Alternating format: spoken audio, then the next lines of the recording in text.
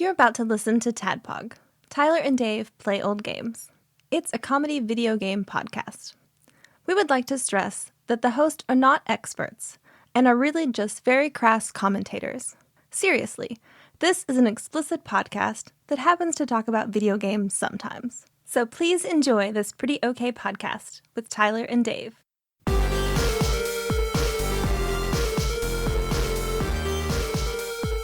Yar, hello internet, and welcome to another TADPOG podcast, where we be going back to old episodes that are no longer existing and redoing them. Yeah, this is a new episode. This isn't the clip show intro where it's like, let's take a look back at our old episode Hook. Right. But wait, actually, let's do that. Let's just play that now. Then we can all go home and go to sleep. So today we're going to be redoing Hook. We needed a quick turnaround, and this is a short, fun game, at least in my opinion. Yeah. So since we done it before, it was just Ian, you kind of catching up a little bit on it, and we could do an episode. Yeah.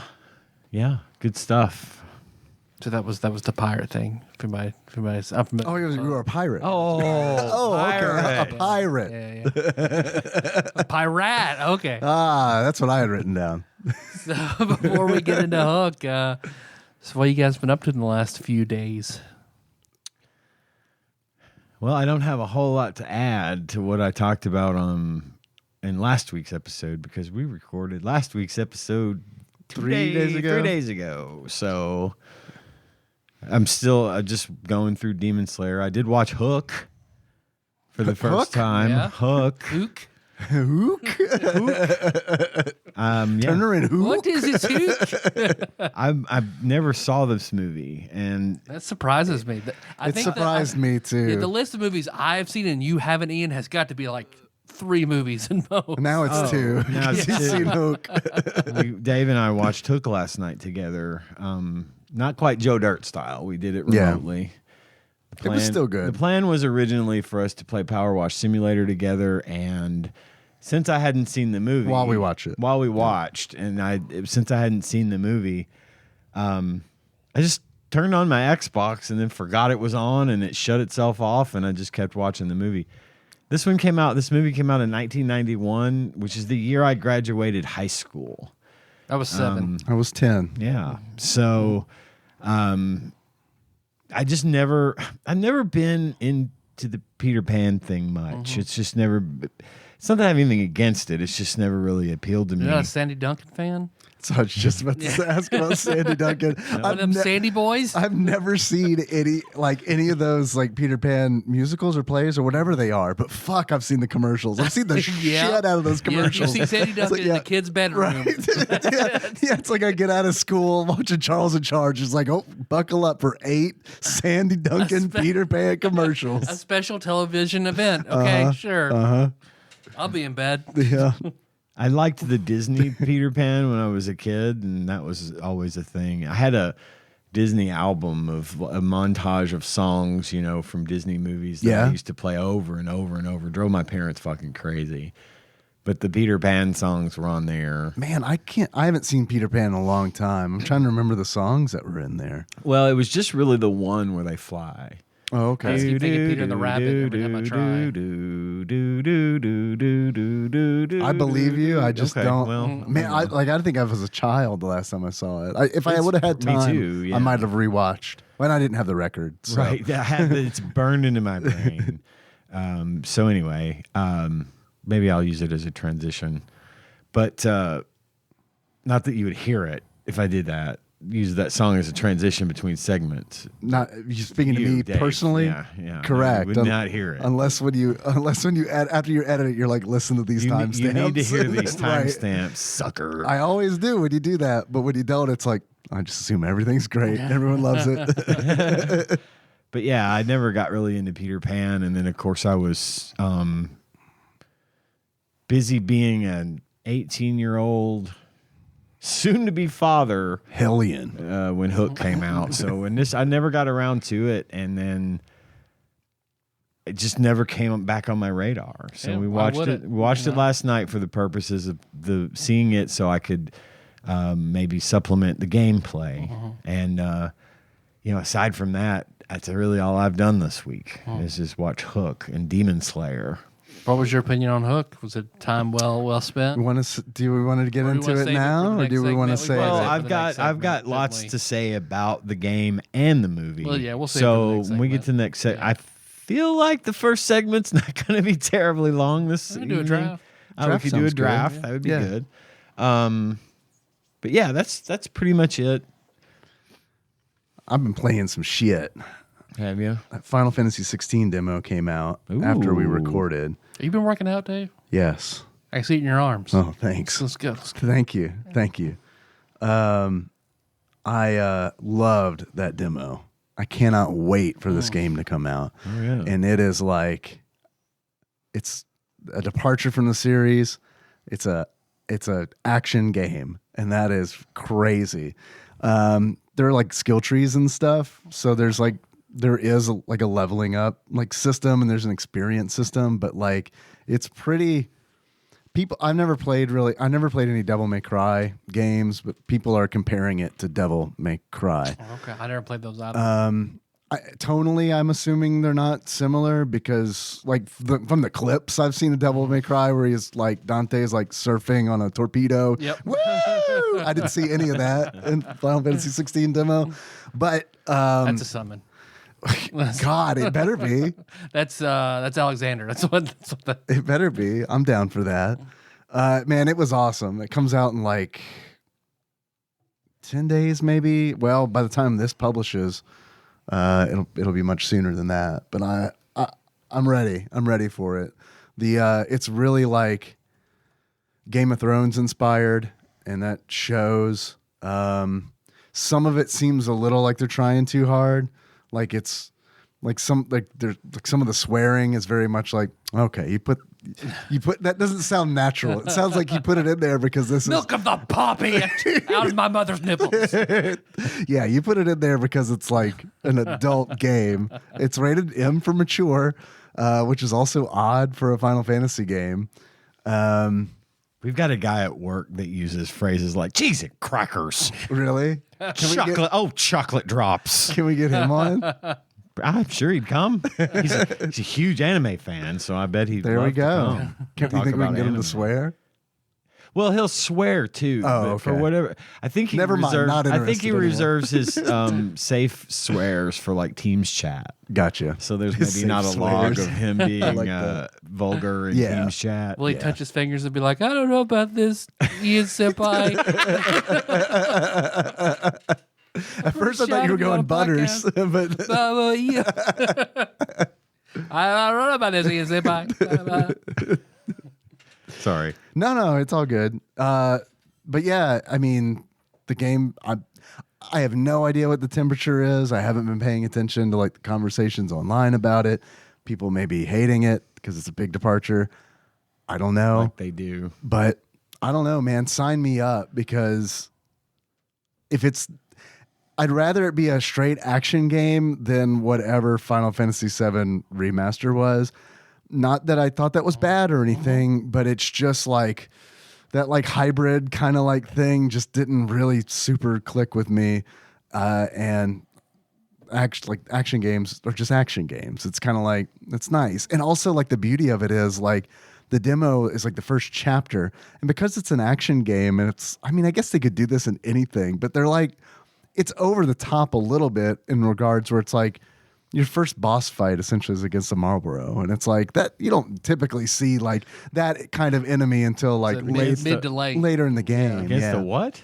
A Marlboro. I thought you said a Marlboro, like a cigarette. Well, yeah, they're named after the cigarette. Are they? Yeah. Okay. I don't know these things. So I was they're like, manifestations of black lung. Yes. Yeah, they're like these plant creatures that have an ability called bad breath. And it's like Ooh. when you get hit so with, they're pro smoking, is what you're yeah, telling. yeah. When you get hit with bad breath, you get like hit with like all the status ailments. It's like blind, slow, silence. It depends on the All game. the things that I am as a smoker. Yes. That is some true to life accuracy there. I like it. But man, I can't wait. I'm really excited. I was a little leery about it. And there are things, and it's like medieval. So it's like straight up medieval, which is something they haven't done in a really long time. Yeah, maybe not since 9. Yeah, I think that's right.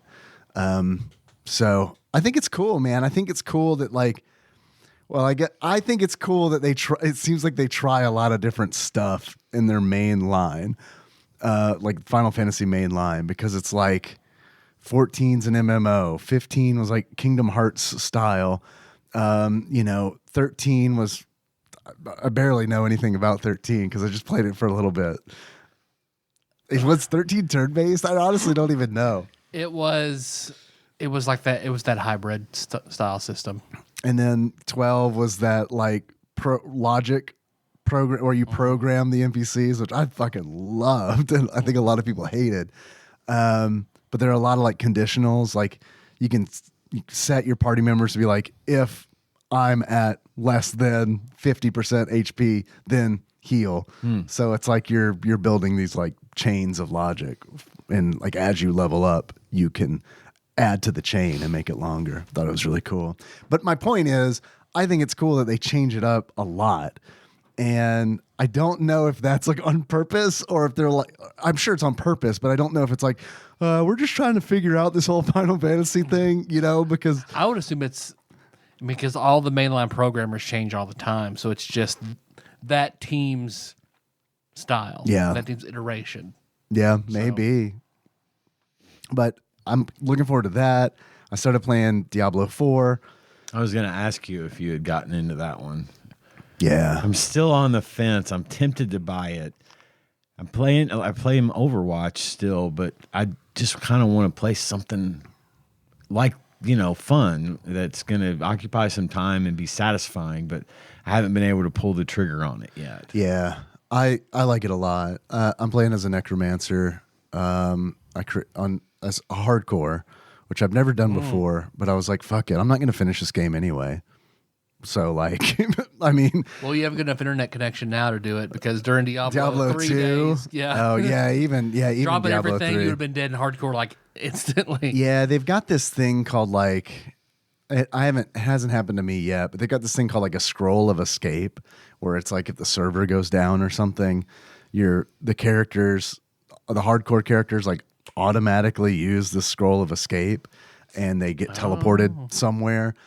Now, from what I've read, where they're teleported is random. So it could be worse. So I don't know. You could be right? worse off than you were. But I don't know. I was just kind of thinking, it's like, because when I was playing the demo, it's like, this is really fun. And I did die playing the demo. I wasn't playing as a hardcore character, but it was like, after I died in the demo, I noticed that I was having a lot less fun for whatever reason. And so when I created this character, when I created this necromancer, I just was like, random appearance. And I went to like the Morkborg random name generator and was like, random. Nice. And I just fucking put that info in and let's fucking roll. Let's go. And it's been fun. I mean, I'm not like super high level or anything, like level 17, which is like little baby necromancer, but there have been some close calls, and like those close calls, like I feel that adrenaline dump, you know what I mean? Where it's like all of a sudden I can hear my pulse in my ears, Yes. So yeah. That means it's working. Yeah, right? Yeah. So I was telling Henry about it, and because he's familiar with hardcore because of Minecraft. Right. There are servers where there's a hardcore mode where if you die in Minecraft, you get kicked and banned from the server, which I think is neat. I would not do it in Minecraft because I die a lot in Minecraft. Yeah. Like constantly I'm dying in Minecraft. But yeah, we'll see how it goes in Diablo 4. I'm having a lot of fun with it. Yeah, I think it's really cool. I think it's really well done. It's fun because it's like, I don't know that I'm even going to go through the campaign because the world is pretty open and you can explore the world, and there are like these little dungeons that you can go into and do those dungeons. There are side quests that you can do. So honestly, I think I'm just going to do that. Because I feel like it's going to be safer than fighting all these like campaign bosses and stuff. And I don't know if all hardcore characters like find this early on, but I found something early on called like it's a recipe for an elixir of life or undying or something like that. And it's this like You got to get it back to the Shogun. You're right. Yeah, before you start growing flowers and shit. Flowers out of your eyeballs. It's like where if you drink it, if you die within the next 30 minutes, you come back to life. And I don't know if I just got real lucky and found this recipe, but like I'm trying to find all these ingredients now because it's like, yeah, this is great. I can pretty much have a re-raise if I can gather all these ingredients. And the areas, they scale with your level. So it's not like, I think it's neat because I don't even know if we're going to leave the main area because it's this like cool, like snowy looking area. And it's like, that just keeps leveling with me. And might just try to max out my renown because like that's a mechanic in the game now where it's like, if you clear out enough dungeons and do enough side quests, your renown grows and in that area. And as it grows, you get benefits like extra skill points and money and stuff like that. So it's cool. They've got like a lot of cool. They're definitely making it more MMO light even than Diablo 3 was. That's really what it feels like to me, is that they're like, we're going to put a lot of MMO elements into this without it being a pure MMO. And it's fucking scratches that itch that I'm constantly fighting against in Final Fantasy 14. I like Final Fantasy 14 a lot. I think it's a really cool game. But that game is so story focused that everything is, well, not everything, but a lot of things are gated behind the story. So it's like you have to have progressed the story so far before you can do certain things and go to certain areas, which I think is really cool. But a lot of times in MMOs, the way I like to play is, how do I get to the max level the most efficient way possible? Yeah. Like I get a lot of enjoyment out of that. Me too. Where it's like, okay, yeah, that's how I did it in Ultima. Yeah, same. Yeah. Girl, same. And, and I love that. It's a great. It's really satisfying, and you feel like you've got something really cool, and then you can roll another character that does something totally Right, exactly. different. Yes. And then before you know it, you have this fucking arsenal. Right. That you could just kind of like we used to do back in the day, where it'd be like, we had, if I were a Grandmaster Smith, someone needed some shit, they'd be like, hey, can I get some armor? I just log in, make them some armor, give it to them, log out, go back to battle. Right, yeah, totally. I love that. And I love it. I mean, you can kind of do that in Final Fantasy 14 in regards where it's like, instead of having alternate characters, any character in the game can have as many jobs as they want. So they can switch between jobs. And that's great. But what kind of happens is, once again, you have to, in order to like access like in-game stuff, you have to like be current with the story, and you have to like continue that they call it the main story quest. And so for me, it's a lot of fun leveling characters. Like I like that. I like mixing it up with new mechanics and learning like a new, this is how this job works and stuff like that. So, so Diablo kind of like, with it having those MMO elements where it's like, you can get to max level without touching the story if you want to. It's like, yeah. All right. Yeah, that sounds good. Let me ask you this. Does the story element of the game also level up with you? So, yeah. So if you max level, then you run the story, then it's not going to be like walking through Devastator style and just easy, right? Presumably, I don't know because I haven't done it yet. But I do feel like in a lot of games, even when it scales, I still feel like it gets a little bit easier. Like even like, especially like Fallout, because Fallout will do that, where like monsters will scale with your level. But I mean, it's still harder earlier on. Yeah, way harder earlier on. So because you have later on in the game, you have more at your disposal. More tools in your kit. Yeah, precisely. So yeah, man, don't know that I would recommend it to you because I don't. it's because it's a $70 video game. You know what I mean? I know. So That's what stopped me. yeah, it's tough. It's tough It to be like, is. yeah, buy it, because that's a lot of fucking money. And I couldn't find it really on sale anywhere because it's a Blizzard game. So I just bought it because I wanted it real bad. So Hey, I get it. but yeah, man, it's been fun. I just been working. It's the new company's in. It's transition time, going from my old company to my new company, and switching out processes and programs and recipes and practices and policies. And so I'm bugging beat. It's been a lot of early mornings, long days. Melissa's worked, so she works 12s when she works. So then when I've been working later, but I get off and get dinner, so that's done by the time she gets home, because then we have to rinse and repeat when she's on multiple 12s like that. So, Yeah, that's all I've done. I'm beat. I believe it. It sounds like it. Yeah, it's a lot. So I got to do it again next week, and then we should be good. That's good. Yeah, it's a quick, and this transition team is very nice. This new company, I'm looking forward to it. They've been great people, so like it's gonna be That's be a good. good change. Yeah. Yeah, that's cool. Well, you're looking forward to that break, Yeah. or at least less work. I won't call it a break. Yeah, and Maybe then once less- everything is in place, it'll be even better. 'Cause This Cool. company has more resources and tools and stuff than Oh, my that's last good. company, so it's good. it'll to be hear. good. Cool. In the meantime, you guys want to do a draft? I'm down to do a I draft. do want to do a draft. Before we jump into that, since I think tonight everybody You want is one? listening, we're not going to do a. Oh no, I'm okay. Sorry. I do need a writing implement, please. We're not going to do a community corner tonight.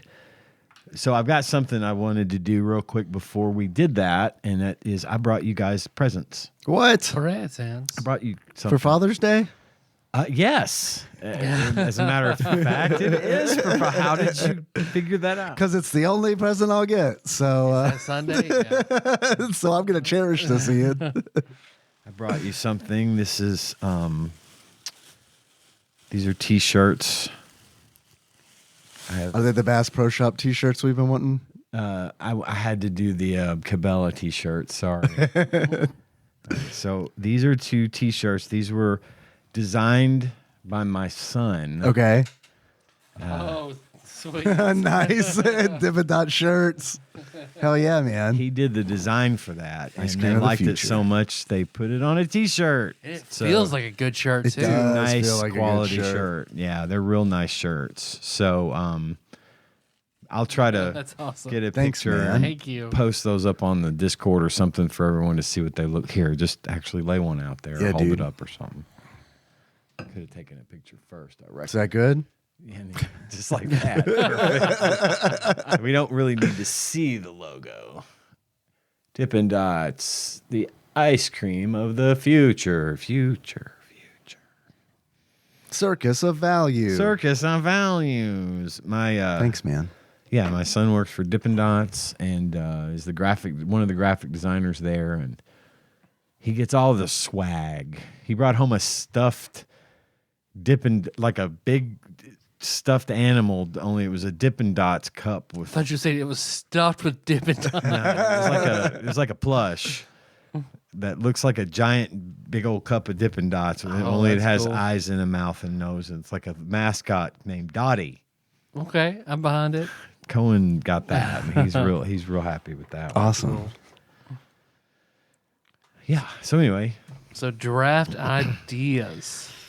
What you got? Let's see. Go through the great list. Waifus, Mario games, guest hosts, presidents, Marvel heroes, Marvel villains, X-Men, cartoons. do you think we could do a full draft on game shows? Game shows? Yeah. Yeah. Yes. Yeah. Yes, I think so. Let's do game Game shows. shows. Game Hell shows. Hell Hell yeah. Fuck, man. Yeah, this is going to be hard to like narrow it down. A lot of this is coming down to the dice roll for me, Yeah. I'm sure. Oh, like in regards to who goes first? Yeah. I don't know, man. Maybe not. I don't know. Maybe not. 2, Ian. There you go, It's bud. me. So I going first? Okay. Yep.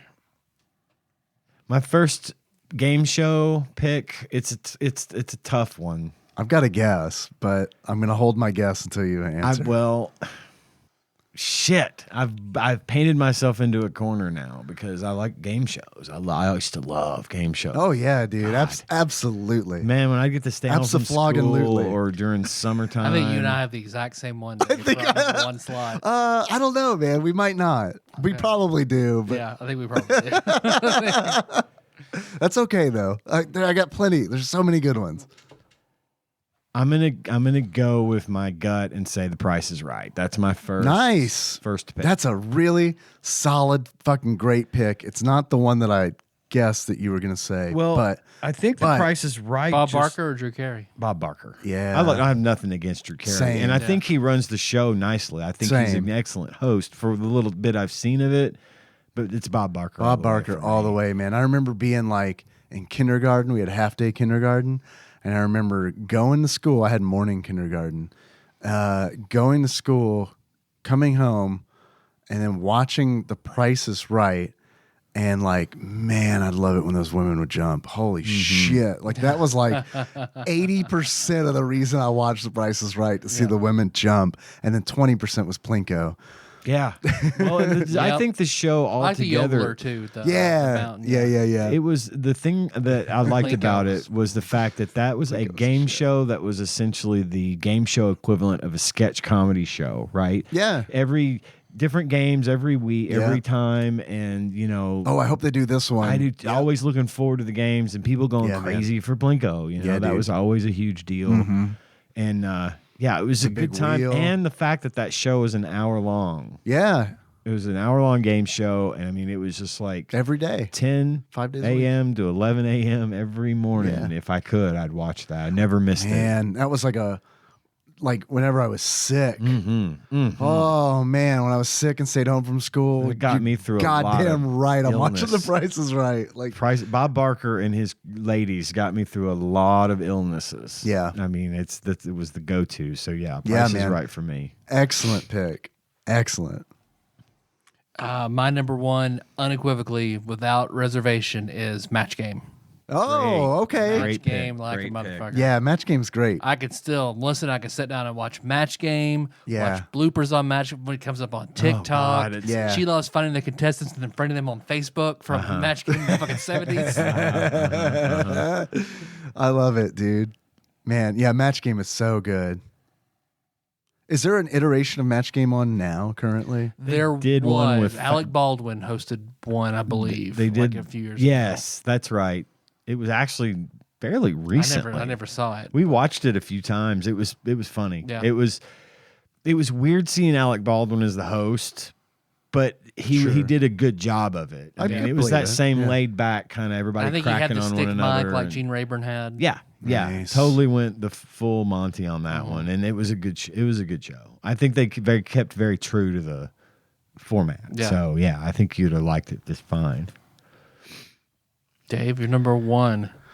It's tough, man, because there are so many to choose from, and it's like I want to pick ones that I want to block you guys, but not to block, just to save them for me.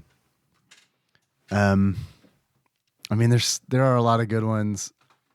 I have to go with Press Your Luck. I have to. Press Your Luck is great. I absolutely It have was- to go with Press Your Luck. S tier. I love that. I love show. that damn show, and it's like They brought that back for a while too. Yeah, Elizabeth yeah. Banks hosted. We Really? watched it as well. It was Well, I nighttime. mean, we do reference it every episode, almost, Yeah. just about every episode. And now yeah. I've gotten to the point where I'm playing the Press Your Luck board sound behind our Right. behind the randomizers. So I wouldn't. But what's fucked up is like it's a great show. Like, but what makes it are the animations of the whammies. Oh, God. like I mean, that was the hook for me as a kid. Was Oh. just like again, mass appeal right Yeah. there. Everybody loved the whammies. Everybody Yeah. thought that was hilarious. I loved that shit. and then the history behind the guy who broke the game. And Yeah. yeah. Yeah, God, I watched that. You found it, then I watched that documentary or whatever. On I wish I YouTube could about how remember he his did it. name, Man. but yeah. That's great. Where he just like Yeah. memorized the board, and it's like knew how to when hit to it. stop it, Yeah. knew how to not get a whammy ever, and yeah, And you could win big goddamn money on that board if you. Most of the time it was luck, Right. Unless you're which you counting would cards. press. Right. But yeah. It was tough, and you could make a lot of fucking money on there. I loved seeing people win big money, Yeah. big bucks. No I loved whammies. watching them lose too. I mean, Yeah. I mean, both ways because, like, well, again, yeah, it's like if they're up like $100,000 and they press their luck and fucking you're done, you're Yeah. out, and they weren't like apologetic about it. I just either. wanted to see those cartoons real bad. Yeah. So every time I remember being like 7 and be like, please whammy. Please whammy. I want to, please, God, show me a cartoon, please. Was he going to be wearing a cape and sunglasses? And Dynamite, he's throwing and exploding all their money away. Yep. And they'd have little lines that they would say, little scripts. Yep. God, yeah, they're great. I loved it so much. Wonderful show. Ian?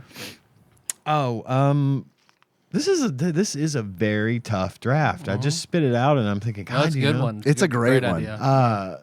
But I think I'm gonna go for my second one. I'm gonna go with the $25,000 pyramid. Wow. That was a fucking Yeah, dude. really great show for Wow. me, and I loved the final round where they had. God, it was that tense moment where they would get to the end. They were and all get so that bad. last square. Oh, I know. It was always like, watching it was always like an act of frustration because it's like, because as the audience, the answer. So like Yeah. the whole time it's like, oh my God, how can you not, how are you not getting this? No, but that one went on for so long. Yeah. There was a lot of good moments. Dick Clark hosted. It just, again, one of those shows that just hit me at the right time and was super entertaining. And honestly, a lot of the bullshit trivia I know is from game shows like that. Yeah. It's just shit that I've picked up along the way. I'm so glad you reminded me of that show because I watched it a lot as a kid, and I never think about it. Yeah, I still sometimes get the theme song to that show stuck. How's that one go? Ah, yes. Fuck yeah. Yes. I watched a lot of TV when I was a kid. I didn't Yeah, have me brothers too. or sisters, so Yeah, same. So my only thing to do when I wasn't outside playing with friends, I watched TV all the fucking time, and game shows just were a huge deal. game shows, man. And this one, Price is Right, man. This just keeps getting better. I've loved every iteration, but it's been taken to the next level by one Steve Harvey. Damn. So I gotta say, Family Feud. That's a good that was gonna one. be my next pick, but I had a feeling you might grab it. That's a great show, man. Oh, yeah. I'm a That's a Richard Dawson great man show. myself. I love Richard I like Richard Dawson. Dawson, too. Steve Harvey though, Man. Steve Harvey's good. He's made. He's he real made I've good. seen him on it. Yeah, he is. He's fantastic. It's perfect fit for him. Yep. Yeah, and like his reactions Those looks, are so. that have made how many hundreds of memes? Yeah. It's great shit. His reactions are the best. It almost feels like that show, kind of like early on. Because have you ever watched any like the ones from like the 70s? Those are fucking fantastic. Yeah. But it kind of feels like they always had these like they're really leaning into our contestants are dumb now. You know, and I love it. Like, I don't think that's a bad thing. I think it's great. Back in the 80s and the 70s, man, it was cutthroat, and they were playing to fucking win. Yeah. And yeah, it was, again, another one of those really great moments. I was really turned off by it as a kid because of their names, like cross-stitched, and for whatever reason, I hated that. I fucking know. hated it. I was like, "What is this? Grandma. Yeah, what is this? The Cracker Barrel game show? Like, what is this? What is this? shit? Mama's Family? I hated that. I hated it. What is the worst month to be pregnant? September. Everybody laughed. God, it's so good. What the one I saw recently where Steve Harvey was like, "Finish this, leave it." The guy was like, "In." The ones where he has to stop and wave and stop the time clock and walk away. Okay, so I'm a little upset I didn't get Family Feud, but I totally get it. It should have been a first round pick. I'm gonna go. I'm gonna go Newlywed Game in the same Newlywed Game Such is a in the good same game. vein of like Yes. the bloopers. In the Newlywed bloopers. Game. Holy shit! I gotta go Newlywed Game. I remember watching that as a kid, and I loved it as a kid. And then watching the it's reruns great. and stuff like in my 20s, and man, that is Mommy, what's whoopee? Ooh. The dirtiest place you ever made whoopee. The In the booty. Yeah, in the butt. Yeah, man. That was a moment in TV fucking history. Yeah, I mean, absolutely. the audience, the host, everybody lost their shit. I remember that. Yeah, great game show. I love that one. Ian, number 3. Me, gotta go with Wheel of Fortune. Mm-hmm. I still watch Wheel of Fortune. That's the one I was gonna guess was gonna be your first pick. Was Wheel. Yeah, and I do love the show. Good old Pat Sajak's retiring after this season, I hear. Yeah. So good for him for getting out and getting, doing something. But hell, That doesn't have anything to do with wheels. right? He's been Or letters. He's like a pit crew. or Vanna. But yeah, that's just been another standby. And I remember, I don't know if you guys remember the old version of Wheel of Fortune, the original show. They would I'd heard win. about it. So I've never seen this. Yeah, the way they would play the game like normal. They'd pick letters and get money for the letters they would pick, and the rules were always the same. The vowels cost you $250 or whatever. I think the price has actually gone up. Inflation. It is. It's Thanks, inflation. But at the end of it, there wasn't a bonus round. At the end of every round, the winner would go and shop and pick things that were in a room, and it was like there is the most brilliant way of advertising ever. They would have this big, kind of whatever they call it, almost a Lazy Susan thing on the big studio floor. Yeah. And then there would be a whole kitchen set, and everything would have price tags on it. And then they would say, Pat, I'll take the refrigerator for $700. And they would buy things based on how much money they had in their bank. And then the stuff that they purchased, they would then talk about. Oh, you've got the Amana refrigerator, frost-free ice cube maker, the whole 9 yards. And it was really, and you would be watching and be like, Price don't is buy Right that. style. Don't buy that ugly table. What the fuck is wrong with you? Don't buy that. Yeah, it was very much Price is Right style, where you would have like the showcase. Uh-huh. Only this was after every round, they'd get to buy stuff with their money. So yeah, it was really neat. But Cool. even without that, I just like the Hangman style game. I think that's always been really cool, and the fact that the wheel can fuck you, it could just ruin your whole game. So yeah, great game, Wheel of Fortune. Hell Number yeah. 3. Hell yeah. I remember having that one on DOS as a kid. Yeah. Oh man. Yeah, I played the hell out of that. My next one Geo Party.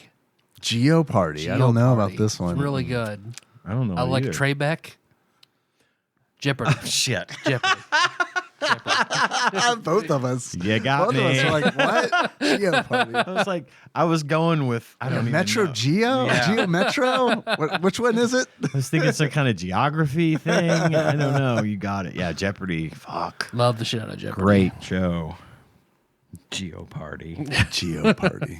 We have some more Jeopardy sports games, I think. Yay. We have a sports game and then another like Jeopardy SNES game that we might draw. It's to me. Yep. I am going to go with Legends of the Hidden Temple. That's a good one. Very good Fuck, one. I love shit that. out I of the kid. love that fucking show, man. That was like out of all like so many Nickelodeon shows, I was like, oh man, I want to be on that. I want to be on that. But like Hidden Temple, like that would have been a great one to be on. Yeah. Like No, way 100%. way better than Guts, in my opinion. Yeah. I know there were a lot of Guts fans. I liked it. I watched it. Legends of the Hidden Temple. Fuck, man, with that like jungle theme and all that. Oh, all the teams, man. Blue Barracuda. Systems. Motherfucker. Yeah. Yeah, man. It was fucking rad. I mean, Nick Kirk Fogg. Yeah. Olmec, let's rock. It's like, fuck, man, it doesn't get any better than this. Nick Arcade, like I remember thinking, oh man. That damn Shrine of the Silver Monkey. No, the head goes on last. I know, the man. head goes on last. Dude, there's that YouTube supercut of kids failing at that puzzle, and it's hilarious. Into the Shrine of the Silver Monkey. Yeah, they all suck at it. But like I remember watching that and like Nick Arcade and like Guts and all those like Nickelodeon game shows, man. Like Double Dare, obviously, but like Hidden Temple, like that was the one for me, man. I like being at a con and seeing like the lazy Hidden Temple cosplay because it's so good. Just the shirt. Yeah, the shirt. Maybe like, a bike helmet. Yeah, a helmet. Yeah. It's some like shorts, some khaki shorts. Hey, at least they're participating. Right. No, absolutely. Yeah. Dude, way more than I am. It's Right. it's perfect because it's like that's what it was. Yeah, man. And number 4. God, I'm gonna run out. There's spots. Can we do 10? There's a lot. There's a lot. We could do a 10 of those. I know. You're right. Well, maybe we could do part 2. Save our answers and do part 2 next I'll week. forget what I said. I got them written down. Oh, cool. So again, these were all so good and so plentiful. Mm-hmm. A plethora. A plethora, if you will. Would you say I have a plethora of game shows? See, you have a plethora. Shit, do we want to do 10? No, We could. Yeah, because if we split it, what's going to happen is people are going to talk about things that we missed on Discord, and they're going to influence our answers if we do a part 2. If y'all want to do 10, we'll do 10. Fuck it. I'm going to do 10. Cool. Okay. Well, my number 4 is Card Sharks. Card Sharks. I thought about Card I Sharks. really liked that when it came on, either before or after Press Your Luck. In that block, I think Wheel of Fortune might have been like, man. or I think Price is Right might have been like 9 to 10, and then after Price is Right came Press Your Luck and Card Sharks. Dude, you are doing it for me tonight with like reminding me of things that I watched the shit out of and then forgot. Like with Pyramid and then Card Sharks. Like, I mean, both of those shows. I used to think, wow. I used to think Bob Eubanks was the coolest motherfucker in the world. I love that guy. Yeah. I loved Bob Eubanks. So just because it features one of the greatest bands of all time, Rockapella, Ah. where in the world is Carmen Sandiego. Good answer. Mm-hmm. Good answer. Great answer. Man. Yeah, dude. I watched a YouTube sort of mini doc about that show and how they pitched it so many different places and no one wanted to pick it up and how like the links they had to do to get the judge, the woman who played the chief to play the chief, like they wanted her so badly, like they had to shop it around till eventually like what PBS picked it up and they had to take more of an educational spin on it and all this stuff. Like That works it was super out interesting. great, It man. all worked. Although I will say that I feel like if that show did not have Rockapella, that it would have fucking fallen really super flat. Yeah. Yeah, they made it fun and different. Absolutely. Dave, number 4. Number 4, I am going with Win, Lose, or Draw. Oh my God! Win, lose, or draw. Click, click. Oh, man. Core memory unlocked. I had Dude. forgotten all about Win, Lose, or Draw. Man, we had the home version. Fucking Yeah, love which is it. really just paper and pencil. But you can buy it in the box if you want to. Didn't Vicki Lawrence host that? Man, I do not remember. I think they had multiple hosts. Well, I had a huge crush on Vicki Lawrence, and I'm almost positive I'm gonna have she to look her hosted up it. 'cause I'm not God, familiar I with her. forgot all about it. But I love the concept of that show, and it was always fun because they would have like celebrities on, and they would be like the leader of the two teams, you know, and it was always fun to see like people just like guessing poorly and drawing poorly and just like it's just frantic, you know. Yeah. My turn. Yes, sir. Yes. Wasn't talking to the mic. Sorry. We're on number 5. 5. Name that tune. That's a good one. Always a favorite That's of a mine. good one. I love music. I was always actually pretty good at Name That Tune. I believe that. Yeah, really good shit. There was an obviously the old class, and then they brought it back recently as well. Jane Krakowski. Yeah, hosted she it. hosts, and Randy Jackson is like the leader of the band. He plays a lot of the stuff on the music on that. But yeah, I really like it just because I love music, and I think it's a fun concept. I can name that tune in one note. Yeah. Ooh, everybody's excited now. Yeah, it's a great show. I'm gonna need your guys' help to remember this one. Okay. I loved it as a kid. I watched it a lot, but I can't remember the name. Okay. So it was like there would be, the big TV screen covered up by puzzle pieces. And it was a trivia, so they would guess a trivia question right and got to remove a piece of this puzzle. And once the piece came off, there was a moving picture underneath. I know what you're and talking you had to about. guess what the picture was saying. And then trying to remove the pieces. I fucking love the shit out of that. I don't know that one. I know what you're cannot talking remember. about, but I don't know what that is. I don't know that one. Because I remember watching it. Was it a full game show or was it part of another show? I think it was a full game It was show. a full game show. Okay. Because I was thinking they might have done something similar to that on like 3-2-1 Contact or something, where it was like this little mini, like a little segment. Name that GIF. I can name that GIF in. Get the one picture. bucket. Maybe that is it. I really don't remember the name of it, but it's weird. That's a Nickelodeon show, game show. So I doubt it. No, it's not. I don't remember what it was. It was an 80s game. It was an 80s one, though. Yeah, I can't. I'm surprised I don't know this, but I cannot think of it. I know what you're talking about, but I cannot remember the name. It's a cool concept for a show. 80s game show with picture puzzles. Oh, here it is. Tell me the load and tell me the name of it. Is it Concentration? Classic Concentration? Maybe it's Concentration.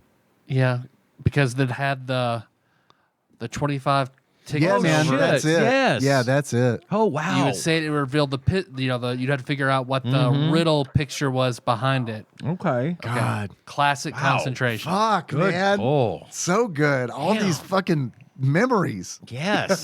God, if you hadn't shown me that board, I would not have remembered it Damn, at all. dude. But I saw Yeah. that picture. No, I I was like, love oh, it. fuck yeah. I I know always exactly. watched it at my grandma's house. I fucking loved it.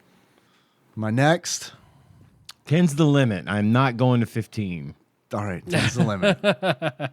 My next pick is American Gladiators. Damn. Dude, I was legitimately going to ask you if American Gladiators counted as a game show. I was just gonna say it, and then if you guys said no, it's not a game show, I've got another one loaded, ready to go. I think it absolutely counts. But man, God, I It's a used to great love show. that fucking show, dude. And like, I Y'all want to remember, watch this or Gladiators? Gladiators.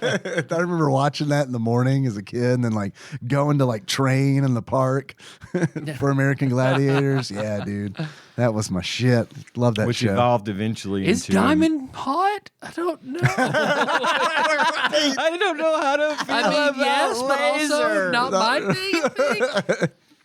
Yeah. That evolved into American Ninja Warrior, I think, too. I think I was the curious same if there was type- like a through line there. It's not like a competition. It's a competition, but it's not like this group versus this group. It's just people taking turns running an obstacle course. But I think it has the same feeling. It has that same sort of... It's like the localized Takahashi's Castle, right? Yeah. I think that's what it's called. Yeah. So, anyway. But I'm curious. Like, I don't know the history behind that. Like, I'm like, Gladiators was so big, right? I mean, like was a that huge deal. influenced like so We much. We watched it. And I think it fell apart. Like, I'm not positive, but maybe you guys can help me. Maybe you know more about it. But I feel like Gladiators fell apart because it was managed very like the way that Vince McMahon like managed WWF, That would not where it's surprise like me, I own the rights to your characters, and like also you don't have your independent contractors, and like Yeah. Because I remember You like get hit by a tennis ball. Sorry, I don't provide insurance. Right. That, takes out an eye. because I think they were selling like gladiators, like action figures and stuff, and like Yeah. the gladiators were getting like none of that like Royalty. merchandising royalties or anything. Ugh. I loved it when the gladiators would take it so fucking personally when they would get beat. Yeah. too. Yeah. And you could tell which ones of them were acting right. and which ones were really actually fucking mad. Yeah. This makes me. I want to watch Running Man now. Hey, Killian. I want to watch Running Man and play Power Wash. I definitely won't be playing Power Wash. Like I'll be glued to that Watching one. Running Man. Yeah. I've recently watched Running Man. Nice. I haven't seen it since I was a kid. And the groundbreaking number 6. Hollywood Squares. Yes, sir. Yes, sir. Fucking love Hollywood Squares. Yes, I put that right there with Match Game. Mm-hmm. Yeah, they're like they live in the Gilbert same Gottfried, house. yeah. Mm-hmm. It's when you get Center Square, Gilbert Gottfried. Yep. Yeah. Circle takes the square. For me, Man. it was. You always Yeah, this fucking rules. Sorry to interrupt you so many times. I'm just so happy we're doing this. I'm totally used to it. You could almost see celebrities as real people. Yeah. You know what I mean? It's like, I could feel like I could probably be buddies with him. I don't know who Bruce Valanche is, but yeah, he can play the Yeah. It just looks like so much fun. He looks like a big puppy. Tyler? SNL has parodied it many times. You already I did lived as a Jeopardy. kid. I know you lived as a kid. The rapist, Supermarket Alex. sweep. Nice. That was definitely Damn that it. was on my list. Oh, I waited what a too long. Good show. Yeah, man. Now I'll say, going back and watching it, I don't like it as much as I did when I was a kid. But fuck, man, back in the day, that was like top tier. It's like I'm gonna watch Supermarket Sweep with my mom, and I'm gonna play Super Mario Brothers 2. Always That's the order of how I'm gonna do shit today. Big agenda. Big Yeah. agenda. I always thought the host of Supermarket Sweep was such a dork. Yeah, And totally. he's Supermarket Sweep. And he put his finger up like he was trying to get excited. And it's like, man, you don't have a lot of enthusiasm, but I like you. I think that's what they said to him when they cast him as the host. You don't have a lot of enthusiasm. I don't know what it is about you, but I think you've got the job, pal. Dave, number 6. I am gonna go with Scrabble. Scrabble. Man, I love that fucking I don't know if I've theme really song seen to it. Scrabble.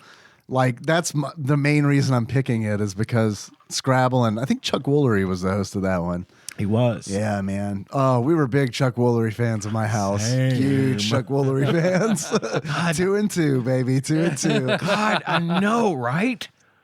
2 and 2. I still say that. Girl say. Yeah. Most people don't get Yeah. it. That's like I could say that to one of my parents right now, and there'll be a connection. It's like Chuck Woolery. Ah, family. And number 7. I too much sugar. My teeth feel weird. Remote control. Damn you! Damn you! Damn it! Why did I say remote control? Fuck! I was thinking it. Damn it! I saved it. Fuck! God damn it! All right. Good choice. Good pick. What can I say? Good pick. I fell in love with Kari Wurr on that.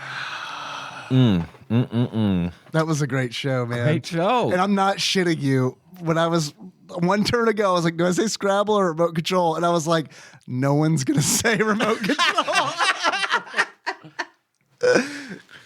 Nice. Okay.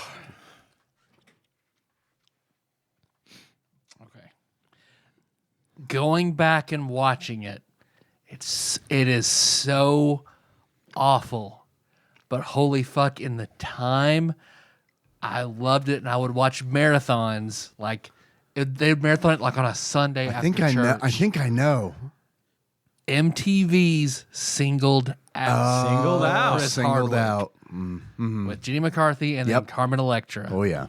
Because it is such a sexist, garbage, shitty show. Yeah, we watched a but few episodes fuck- one night after we fuck, recorded. I love it. Yeah. Come back. Yeah, dude. Hey, good TV's good TV. What are you going to do? I couldn't help what I like, y'all. Yeah, I get it. Totally. 100%.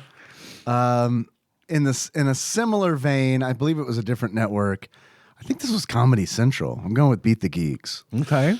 It's on my list. Man, it's on my list. I held out for it, but yeah, I love Beat the Geeks. Oh man, that was a great show. Whenever they'd have the special the geek, guest geek, the Simpsons geek, or yes, man. Did you watch it? I did not see this. I think you would have dug it a lot because they had the regular geeks. They had like a stable of geeks. Oh, And it's really? Music geek, yeah. Movie geek, TV, right? TV, and then maybe the fourth one was a guest one. I think that's how they did it. Yeah, and it might have was- changed it from was season very- to season, right? It would be a specific subgenre of one of those three or something like that. Okay. And the contestants would challenge a geek, like it would be Jeopardy style, kind of, where they're like the category would be music, kind of deal, Okay. and they'd challenge the geek, and they'd both be given the question. Oh, that sounds fun. Yeah, it was cool. It was a cool show. Nice. Man, that's a good draft. Fuck, I'm getting that. It's Yeah, I feel It's good. happy. Yeah. Ian, Get that number dopamine 8. going. Yes. Who wants to be a millionaire? That was on my short list. Yep, same. I love that show. God, it was so fucking fresh. Dude, that show it was huge. so good. It was huge in the late 90s. we didn't miss it. No. We watched it every single fucking night that it was on, and I was sad when oh god. It was so intense and like super brilliantly serious. intense. Yeah. Yes. Yeah, that's a classic. Classic. You having Beat the Geeks brought this up. I don't know if it qualifies as a game show. So Okay. tell me if it does or not. If it does, I'll pick something else. I've got something else. If you think it is a game show, because there are prizes, mostly in the form of honor, but the original Japanese Iron Chef. Yeah, man. I was thinking Iron Chef earlier. Yeah, absolutely. I think that counts. totally qualifies. Yeah, yeah, shit. dude. Holy shit. I love Iron Chef is also what put me on my love for Chong's and working at Chong's and watching Iron Chef or what put me on that path. Like it held sway over it because I remember after doing my senior project where the cook taught me to cook at Chong's. I remember I had to do part of like a video for my senior project. So I had a white t-shirt to put on a marker and I had Iron Chef Chong's written on it. And then I made like all those dishes, added to the video. And then of course I made it for all my friends to practice before I did it in front of everybody at school. That's awesome. But man, holy fuck. Chin Kenichi, Iron Chef Chinese, Masahori Morimoto, Iron Chef Japan, and then Iron Chef French, Hiroyuki Sakai. Fuck. Oh my God. I love the original Iron Chef so much. I'm glad you chose it. It was on my short list, but that was one where it was like, Tyler's gonna get this. Yeah. I feel like because I didn't watch it a whole lot. I just know it was like it's like a phenomenon, you know? My And favorite. the new one just didn't have the same campy charm to it. I Yeah. liked the new one too, but it just wasn't the same.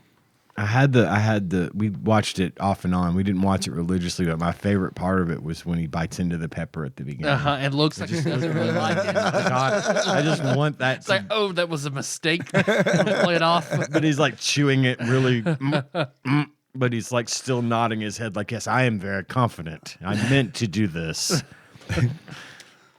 The chairman. Dave, you're number 8. I'm gonna go with Win Ben Stein's Money. Fuck, Holy man. shit! That was I was forgot my about that one. That was my dark horse number 10. Was Yeah. when Ben God, Funny. so good. Man, that was such an entertaining show. It really was. And I remember being, because I was watching that in high school. I was in high school and that was out. And I remember like always wondering, like, how does this work? Is this real? Like, you know what I mean? Like, how does it work? And I think later I learned, let's put that in quotes because it's just something like I heard on a podcast. Right, so right. who the fuck knows? But it's like, Ben Stein would get that money at the end of the show if they didn't win it. So it's like, so he was like, because I've heard stories where it's like the crew being like, oh, he would be pissed if he didn't if somebody won the money because he literally did not get paid for his work that day. And then Jimmy Kimmel's breakthrough roll. Yeah, man. Yep. No, I love Nuts. that. So I've had that written down since we started. I was like, let me be my dark horse. Let me be my number 5. I'll be my number 10. Yeah, I kept pushing it back. Yeah, man. But I watched. That was a great show. I used to watch it. It was a great show. Core memory, man. I'd forgotten all about Win Ben Stein's Money, and I'm glad you said that. I'm glad you said that. It lives in my head. I think about for whatever reason, I think about that show a lot, and I have no idea why. It was good. That's why. Me? Yep, number 9. Weakest link. Mm-hmm. This link's a good one. Goodbye. Goodbye. You are the weakest link. Goodbye. The new one's not so great, although I love Jane Lynch. I don't see her as being, I don't know, I just don't like it as much as the original. Because I can't remember the name of the woman that hosted it. The redhead. The redhead, the British woman.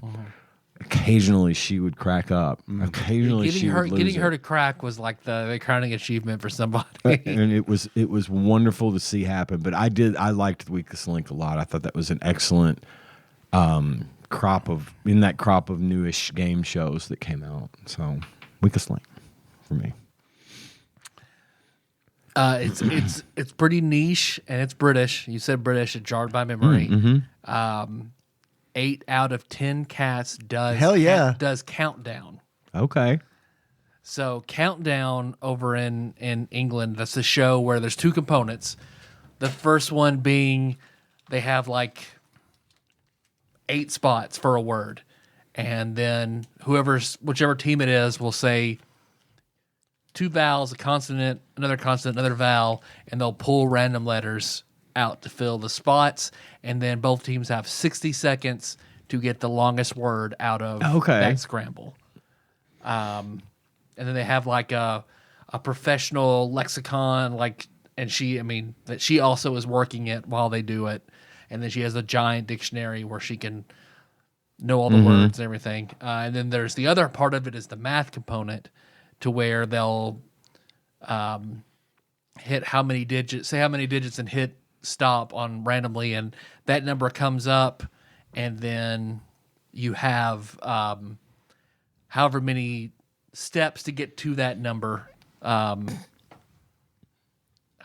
exactly does it work? Because you'll have, you have to break down like between those numbers to get to that goal number, and then both teams have 60 seconds to try and mathematically use the basic add, subtraction, division, multiplication to try to hit that number as close to that number in 60 seconds. That's difficult. Then they have like a math prodigy who also happens to be hot, is like the host of that side of the show. And then she's working it alongside them to tell them, this is what you actually could have done to get to it. My goodness. Cool. So, all right. but then 8 out of 10 Cats About Love, which is a pop culture show. But then they have where that team will do Countdown. So okay. Yeah, 8 out of 10 Cats says Countdown. Fucking love the show of that. Neat. Dave? This might not count, but Billy on the Street. Yeah, there are prizes. That's brilliant, man. I love that Billy on the Street show, is so man. fucking great. I don't think I've ever seen that one. Oh, it's Billy Eichner, and he just accosts people on the street and asks them questions, and it's essentially like for like $1 and like stuff like For that. $1, would you fuck Paul Rudd? Right. And Paul Rudd is like behind them. Okay, I have seen that. Yes. No, God, why would I ever? Who would want to fuck Paul Rudd? Thanks. Be like, thanks. Right. That's fucking hilarious. Ian, number 10. Fabled number 10, huh? Deal or No Deal. Yep. I loved that one. Very suspenseful. Yes. That's one I will talk to the TV about. I'm glad you chose it. Don't you pick that. Don't you walk away. You take that deal. Yep. Great show. Yeah, it would have been a shame if that wasn't on one of our lists. Yeah. So yeah. I'm glad you got Excellent, fresh. Again, it came in that crop of NBC game shows. Who Wants to Be a Millionaire, followed by, Weakest Link, and then Deal or No Deal. They had sort of this really good crop of game shows that sort of piped out of there for a while, and all three of those were great. But I did really very much like Deal or No Deal. Yep. And I thought Howie was great as the host. That's my favorite thing that he is in. Kind of Yeah. brought him back. Deal or No Deal. And we watch America's Got Talent. He's on that, but he's kind of gotten a little bit crotchety in his old age. So yeah, definitely a great show. Mine. So it's not the original. It's my favorite iteration, and they do win experiences and shit like that. So, tell me if you think it counts or not as a game show, because there are contestants who are vying against each other. So I'm gonna say I Love New York on VH1. So Flavor of Love is the original. Yeah. It's weird, right? Because it gets into like, what's a game show? What's a reality Is show? the Bachelorette? Right. Yeah. I mean, I don't know. I think it's the new the new version of game shows, even though the old version still exists. It's a spin on a game show, only it involves adult It's a competition. themes and it is a competition. But Because if that's not too close, then I'll say Nick. I Arcade. wouldn't say that. I mean, okay. I mean, I wouldn't say that's any less a game show than, say, like Survivor. I think Survivor should. I count thought as a I was game curious show. you were gonna go Fear Factor, Or Fear Factor. I Yeah. forgot about Fear Factor. Yeah. which I don't know. It's weird because I would consider Because like Jersey Shore, that is a reality show, but there's not a victory. not a component. right, not a competition. Yeah. What's weird about it to me is that I haven't watched the show, but I'm assuming it's the same cast, or is it different every episode? In Olive, New York. Uh-huh. So you have it'll start off with 10 contestants trying to date New York. And then basically every episode they eliminate one of them. Okay, so it's like Survivor kind of. So the winner gets some sort of a prize or a date Gotcha. with New York, or they get to go to New York. They get for to a eat weekend. that pussy, They and get to- yep. right. So like, okay, that's what I think it's good, but I feel like that's where it breaks down. It's no longer a game show to me when it's a prolonged, like long season thing. Because in my definition of it, a game show is like every episode is independent of a previous episode, unless it's like Jeopardy style, where it's Winner like, comes back. the Yeah. winner comes back. But that's It's like that because all 9 of the winners come back. right? that is true. So I'll split that with Nick Arcade just to balance the scales because I love Nick Arcade. That's a rough one going back to. Yeah. You realize those kids are lame. The host is lame. Right. But it's also It was such a cool idea at the time. Yeah. Yeah. It's funny because it's like going back and watching stuff like that. It's like, man, they knew that video games were a thing and they were going to remain a thing and that kids fucking loved them. They just Old didn't. suits that didn't. They just didn't know. You know what I mean? Like Yep. they just didn't know exactly what to do with it. It felt like. Yep. And it's like, What if we design our own games in the middle? That's whatever. Right, okay. right, Whatever. yeah. Why don't we go to this on the other side of the actual arcade games? right. Yeah, that was always the best part. And watch a kid play 30 seconds of ActRaiser and die. Right.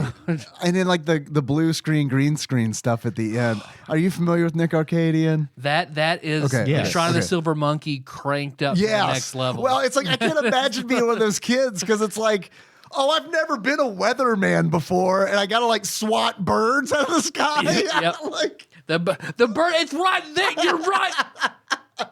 Just waving their arm right beside it. Get the gem. poor bastards. But it was always the same villain. I can think one of every 10 episodes would be a different one of the 3 villains you could find. can't remember the It was always the villains. green gladiator looking guy. Oh, yeah. There was a red wizard and a blue sorceress or something. G.I. Jogger. Steel Runner, G.I. Jogger, Cadillac. Oh, fuck, man. Yes. I remember Mikey. Yeah. Dude, I fucking hate it. Like, what? Is this an actual game you can play somewhere? Postal and Mikey, yeah. Oh, God. Dave, we need a 10. Number 10. 10 10 10. Give me the 10. So, do I go with a tried and true classic that belongs in the draft, but I don't personally like that much? Or do I go with something that I actually like? We cannot end this without mentioning Let's Make a Deal. Like Holy shit. That has to be. That has to God, be. I can't believe I didn't in the think draft. of it. Yeah. I never really liked it that much. I loved it. Because, and I know a would've lot of put it people there, do. yeah. I think it's because I got the taste of The Price is Right first. Yeah. And then it's like, I remember seeing that first and then going back and like watching Let's Make a Deal. And it's like, this feels like the off-brand Price is It's Right mean to me. Price is Right. Yeah. It's like, oh, it's a Yeah. donkey. Get out of my swamp. My first band, the Playful Eight, I wrote a song called Monty Make Me a Deal. Nice. Based on Let's Make a Deal, because I love that show. So I wrote a song about it. I love it so much. Fuck and yeah. I fucking forgot about it. There's so many good ones. I have a short list of honorable mentions if I could dude. run through them. Absolutely. I was reminded of Cash Cab. That was on my short list as well. Man, That was yes. on my short list too. Man, Nikki and I love the shit out of Cash Cab. Password / super password. Password was also on Password. my short list. That's like pyramid adjacent. Yeah. Yeah. Well, it's more. Yeah, it is. Because You just say one word, Right. And you know, the thing I think with Pyramid was you could sort of give clues, just not say. There were certain flags you couldn't, that would cause you to fail. But with like password, you 9/11's a get lie. yeah, exactly. Yeah. You get one word. Yeah. The password is Right. How about porno password? hippopotamus. Yeah. But that was on 4 Christmases. They played porno password. I want to say. 4 Christmases. Yeah, it has Vince Vaughn and Reese Witherspoon. Oh, okay. It's a good movie. Check Yep, it out. I've seen it. Was Yep, it- it is good. I think they play porno password. Was it in Cable Guy as well? Is that where I'm thinking of? Oh it? no, I think you're.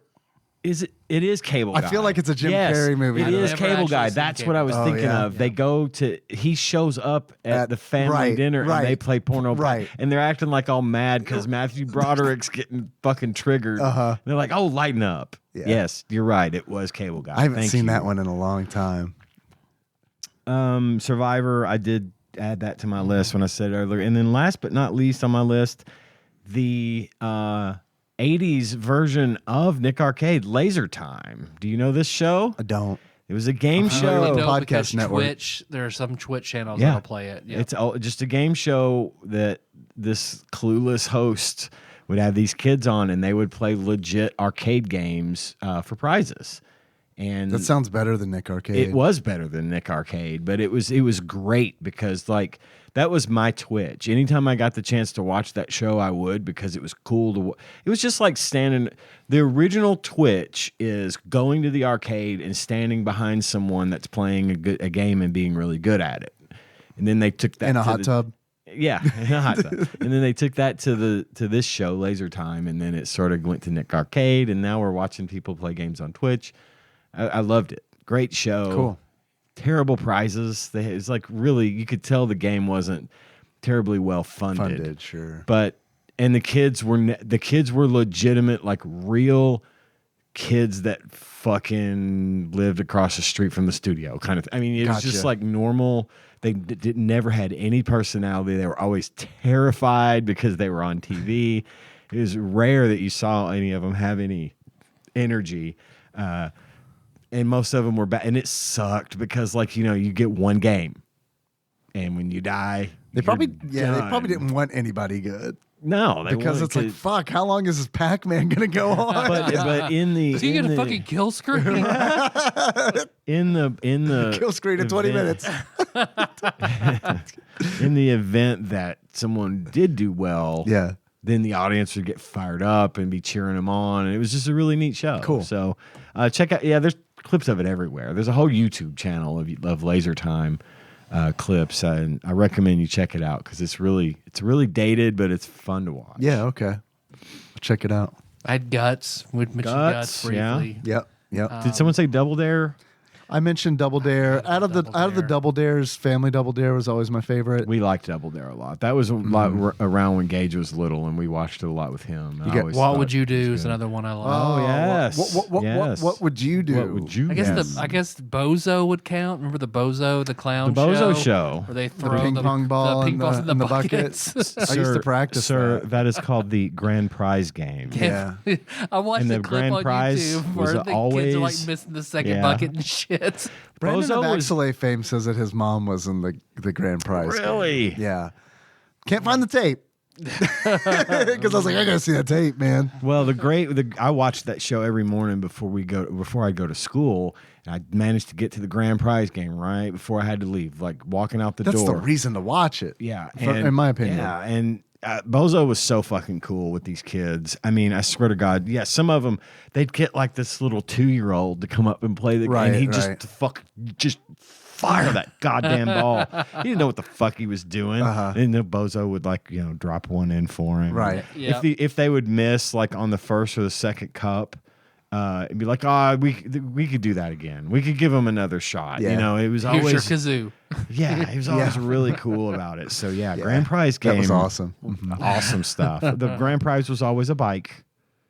And Honestly, the I never bike- saw anybody make it past like bucket 4. It rarely happened, but it did happen, and it was a bicycle, brand new bike, and yeah, super good shit. Oh man, I've got a lot of. I'm with you, Dave. I got all the feel good dopamine running through me right now. I could have done 15. talking about this. I could have done 15, man. I am super glad I thought of that one because Yeah, it was great. Yeah, that it was was really good. fun. That was a lot of fucking Love fun. Connection.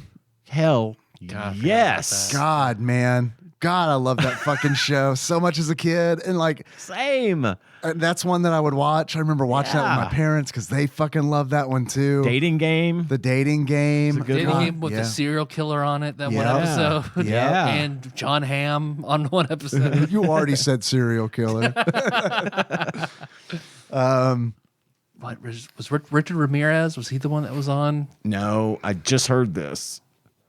Because I went back and watched it. He's fucking creepy as shit. I don't think it was Ramirez. I want to say it was Bundy. It wasn't Bundy because I remember the, Well, I that's remember the look true. of him. Have you seen the episode of Dating Game with Andy Kaufman?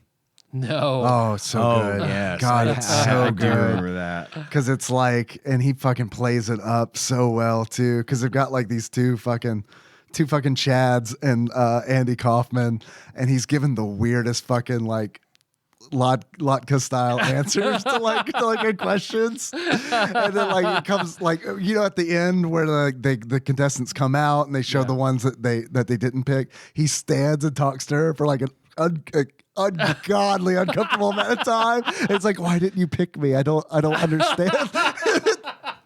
And like nobody knows what the fuck to do. I think it was Rodney Alcala. Yep. Okay. That was on yeah. Who did he kill? A bunch of young teenage girls where he would pretend to be a like modeling photographer. Oh, And get gross. them back Yeah. to a studio, take their pictures, and kill them. Gross. Real super gross.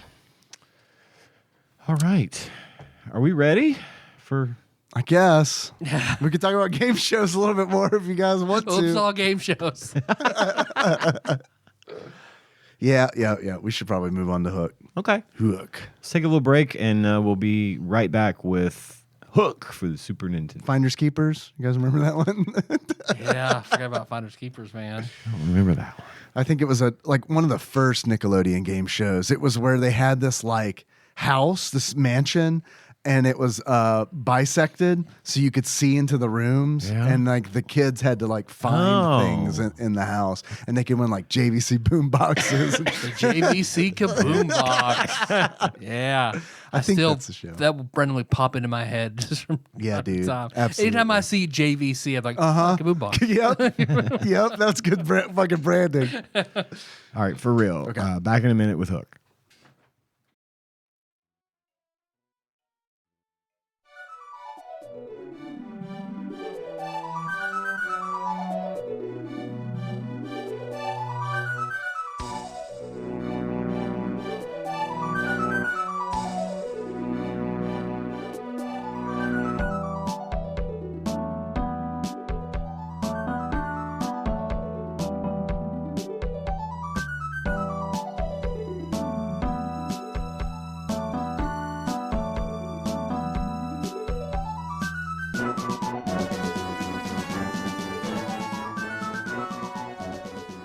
We back.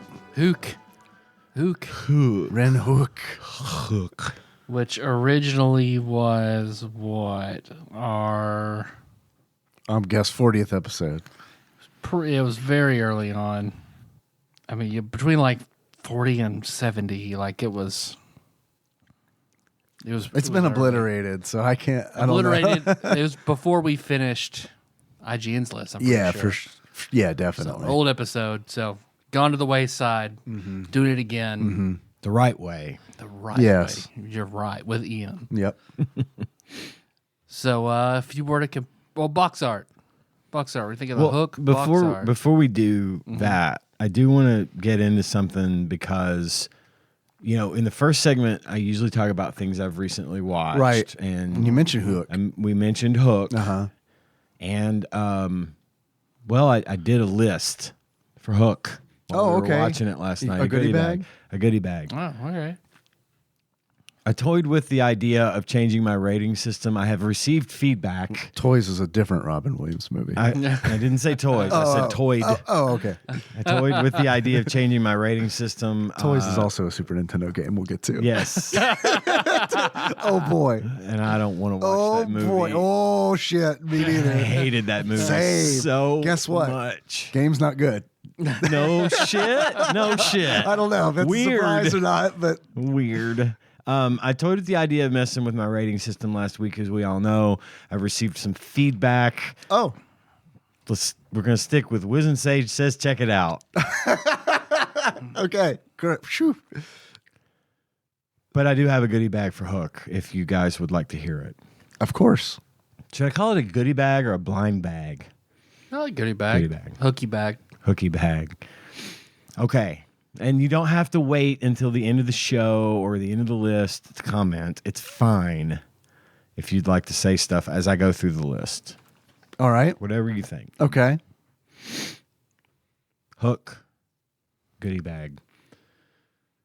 The movie Hook may contain one or more of the following: knock off American Psycho Hall Walk. Knock off Pirates of the Caribbean. I do also realize... I mean, they knocked off Hook. I know. A lot of what I'm going to say is knockoff is not... This predates the stuff I'm going to say in some cases, but I still say knockoff because probably most people are going to see the newer one as the... Anyway. So knock off Pirates of the Caribbean. Knock off Old Woman from Titanic / Professor McGonagall. Knock off Little Mermaid. David Crosby, pirate. Bob Hoskins, pirate. Dustin Hoffman, pirate. Phil Collins, constable. Candy Apple, Arrow, Nutshot. Lost Boys, half pipe skating. Earwax-based mustache grooming.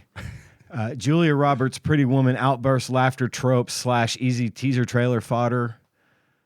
Crocodile-based PTSD. Clock-based psychosis.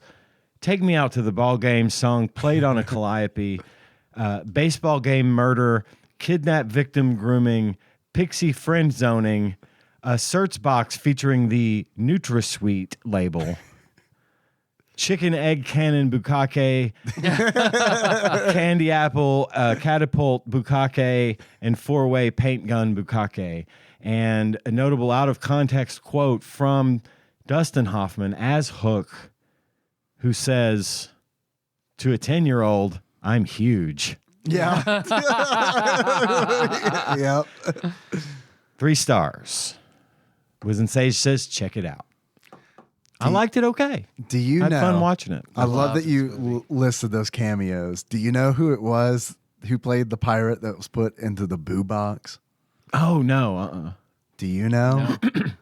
I didn't go. I read this on IMDb. I have not gone back to see if it is true. Glenn Close. Oh, yes. That's funny that you mentioned. I was looking at the IMDb and I saw Glenn Close in the list. I'm like, where the fuck was she? Yep, they put a beard on. She's wearing a beard and she Okay. gets put in the boo box. All right. Yeah. So that's my goodie bag for Hook. Great. I love it.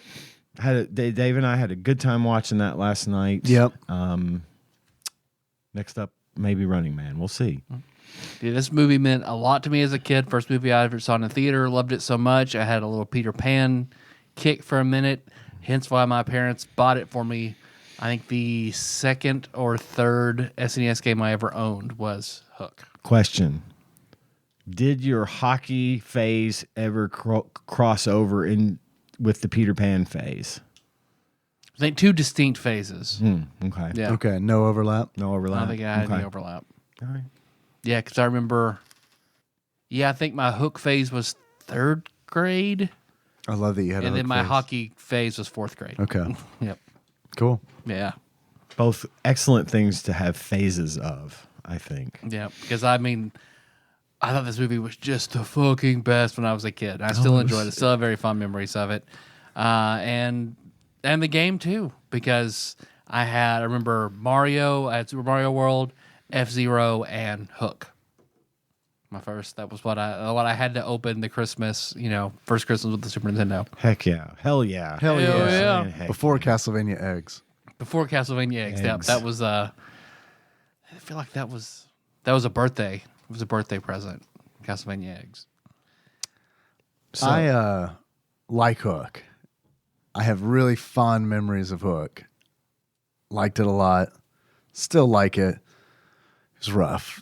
It was rougher. It was rougher watching it this time. I can see why. Because I remember we're like an hour and a half through the movie, and I'm like, this is about done, right? Nope. Oh, we have an hour and 10 more minutes to go. This is It such was a too long long. movie. Wow. It was It's like too two long. and No idea two, it was that and a half Almost hours. 2.5 hours long, this one. And it was unusually long for the time. Yeah. I feel like we didn't get a lot of 2.5 hour movies in the early 90s, or late 80s, early 90s. They were get them in the seats, get them out, get more people in the seats. The original cut was 3 hours. I believe it.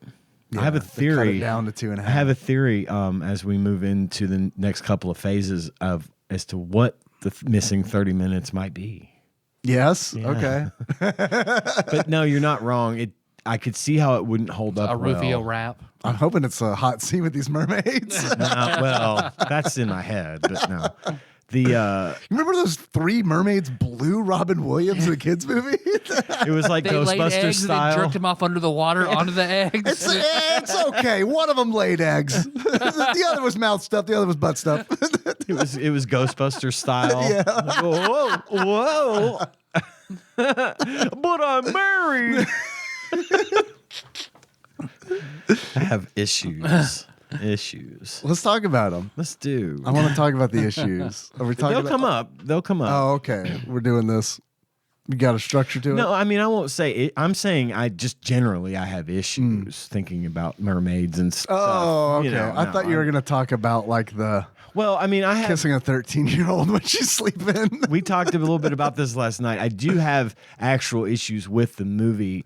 That it's one of those things that's kind of like with Revenge of the Nerds and how fucking rapey that shit was, and you didn't think oh my about God, it not until at the time, but holy, Right. going back on Going- it, it's just yeah, it's I fucking. think- mind blowing. Yeah. I mentioned that on the show probably a few years ago when I was here as a guest. yeah.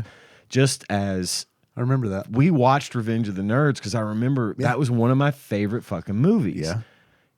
Not long. I mean, a few years ago, we watched it again, and I thought to my, holy fuck, he's fucking assaulting her. He's Yep. raping her. Yep. And that's I can't get that out of my head. But it's not as bad. No, it's in not. Hook It's by just a any little stretch creepy. of the imagination. At one point, You could say Hook is Robin Williams for Revenge of the It's a Nerds. little creepy that Peter Pan's like, who's that? he comes into my granddaughter. Yeah, he comes into I'm gonna Wendy's kiss her. room. It's like, I'm gonna give her a kiss, and I thought he said that, and then I was like, because he Right? I'm telling Dave, I'm like, I said, oh, because then he goes, I'm gonna give her a thimble. Right. He pulls out the thimble. And I said, oh, okay. I thought he said, I'm going to give her a kiss. And Dave's like, he did say that. Yeah. I'm like, wait, she's asleep. That's her grandmother. What are you doing? He goes over, sits down on her bed, and grandma's just standing there. Yep, that's old Peter for you. Grandma in the cuck chair. He's fucking 100. He's 100 That's years a bad old. name. Grandma in the cook chair versus the world. He's like 100 years old. It doesn't matter that he's a boy. He's 100-year-old boy, and so he's just. And then he ends up getting married to her. lot of weird stuff at That's play. okay. They got married, right? It's okay then. The other weird Tennessee, thing, it is. the other weird thing, and I think the more I thought about this today, the more I was like, because when we were watching the movie, I was like, well, how did Hook get into the real world, London, and get the kids? And I'm like, why wouldn't he have done that before? Before now? Like, why? What's the deal? And then I was like, did Tinkerbell set all this shit up because she wanted to get with Peter? Yes, dude, listen to me. And it's like, so she like orchestrated all this shit because I think she was the fucking mastermind here, like Jar Jar in the Sith fucking Lord. Sith Lord, Jar Jar. And I'm going to tell you something. The other thing that kind of bothered me was the fact that in this movie, Tinkerbell was a fucking Pontiac Grand Am away from being a dangerous stalker. Like, she's already probably a dental hygienist, and then she's just got to get her Grand Am, and she's going to fucking stalk this guy for the rest of his life. It was creepy. Tinkerbell creeps me out. Just the whole thing. Anyway, sorry, I didn't mean to cut in. No, that reinforces it. Because, I mean, she, like, essentially... She's a fae. She's of the Feywild. It makes sense. This is true. I mean, it does. It tracks. Because, I mean, They're like... very jealous, very possessive. I get it. She tries to woo Peter, and it was the timing of it is really super weird, too. And it's like, he almost goes for it. And then right he's there. like, oh, Maura, I'm married to Maura. I can't. Yeah. Again with this. And the thing is, we were noting the other thing. One thing I noticed throughout the whole fucking movies, there's no fucking way Julia Roberts was anywhere near the filming of this movie while everybody else was there. You could tell that her scenes were just like phoned in or shot in a remote location because, it would cut to her sitting on her clock and she would just laughing at the Lost Boys, and then it would cut back away. Salacious Crumb style. Yeah, exactly. Yeah, she so she hated that. That is how it was done. Well, it showed. And she hated it, and she was very disagreeable on set to the point where they started calling her Tinker Hell. Ooh. Yeah. Okay. Well, and she has one scene with Robin Williams, which I'm assuming was an actual scene. Let's hope not. That'd be funny. We're just gonna splice this together. Lay there in your dress. Just hold your picture. So yeah, there was a lot of that. It felt very spliced together. There was just a lot of things that were apparent to me now that probably if I were a kid had seen it when I was a kid or whatever, it would have been more magical, more. Yeah, for sure. It was obviously I was not the target demographic for this movie. Right. I loved this as a kid. Yeah. I was 10 when it came out. I loved it. I thought it was great. I think that's one of the reasons I missed out too, is because I was pushing 18. Yeah, for sure. Yeah, it just wasn't in my wheelhouse at the time. And I was surprised that you hadn't seen it. I know we mentioned this earlier. I can't remember if it was on mics or off, but you've seen like all the movies. And this is a Steven Spielberg movie. And that's why that was really surprising. Yeah. Usually his stuff, big name stuff like that has at least hit my radar at least once. I've seen most everything at least once. But yeah, this one just somehow I managed to dodge it. But I'm glad I did watch it. And especially glad that I watched it with you, Dave, because it was fun. I kept asking questions, and Dave would be like, "Do you want me to tell you?" Or I'm like, "Oh shit, it's important to the story. Never mind," because I had grown up into a pirate and forgotten all that. I'm glad we watched it. You lost your marbles. We had to find them again. I did. I got my marbles back last night. I'm glad we watched it together specifically because I will never forget. There is a scene, I guess, when Hook is like defeated and he lets out this like, I thought Ian made that sound. And then, so I laughed. And then Ian, you said something like, I can't believe that's the sound that he made. And I was like, that wasn't you? What I said was, did that sound ridiculously overdubbed to you? And he was like, wait, I thought that was you that did that. I'm like, no, that was on the movie. So yeah, you could tell that they had they caught Dustin Hoffman walking out of the studio for the day. Dustin, we just need a soundbite for the end scene, just real quick. Just come on over here. We got the mic set up. He's like, Fuck. All right, that's all you're getting. I'm fucking leaving. I told you. I've got to be somewhere. I loved him as Hook. He was great. I love Dustin Hoffman as Hook. I thought he did a really, really good job. He was the best part of that movie. Absolutely. Which is why they called it Hook. Yeah. I thought Robin Williams' performance was fucking horrible. I thought it Really? was lackluster and boring, and I think that they spent the first 3/4 of the movie with him reminding the audience that he's a bad father that's lost his way, and he used to be... Get to the... It was too long. Yeah. And in that regard, they just kept beating and beating it and beating it to death. And when he finally realizes, yes, I am, and I can fly, and my happy thoughts and all this kind of stuff, it's too late. They lost me at that point, and it goes on, and I felt like the action at the end was a little less impactful to me because I felt like they had wasted so much time reminding the audience of this same theme over and over again. But I don't know if I've ever said this before. I am not the biggest fan of Robin Williams. I've never cared for him that much. Been a couple of movies that he's been in that I've really loved. I loved Mork and Mindy. Yeah. That was my introduction, just like everyone else, to Robin Williams, at least back when, from my generation. Right, your generation, yeah. And Genie for me, Aladdin.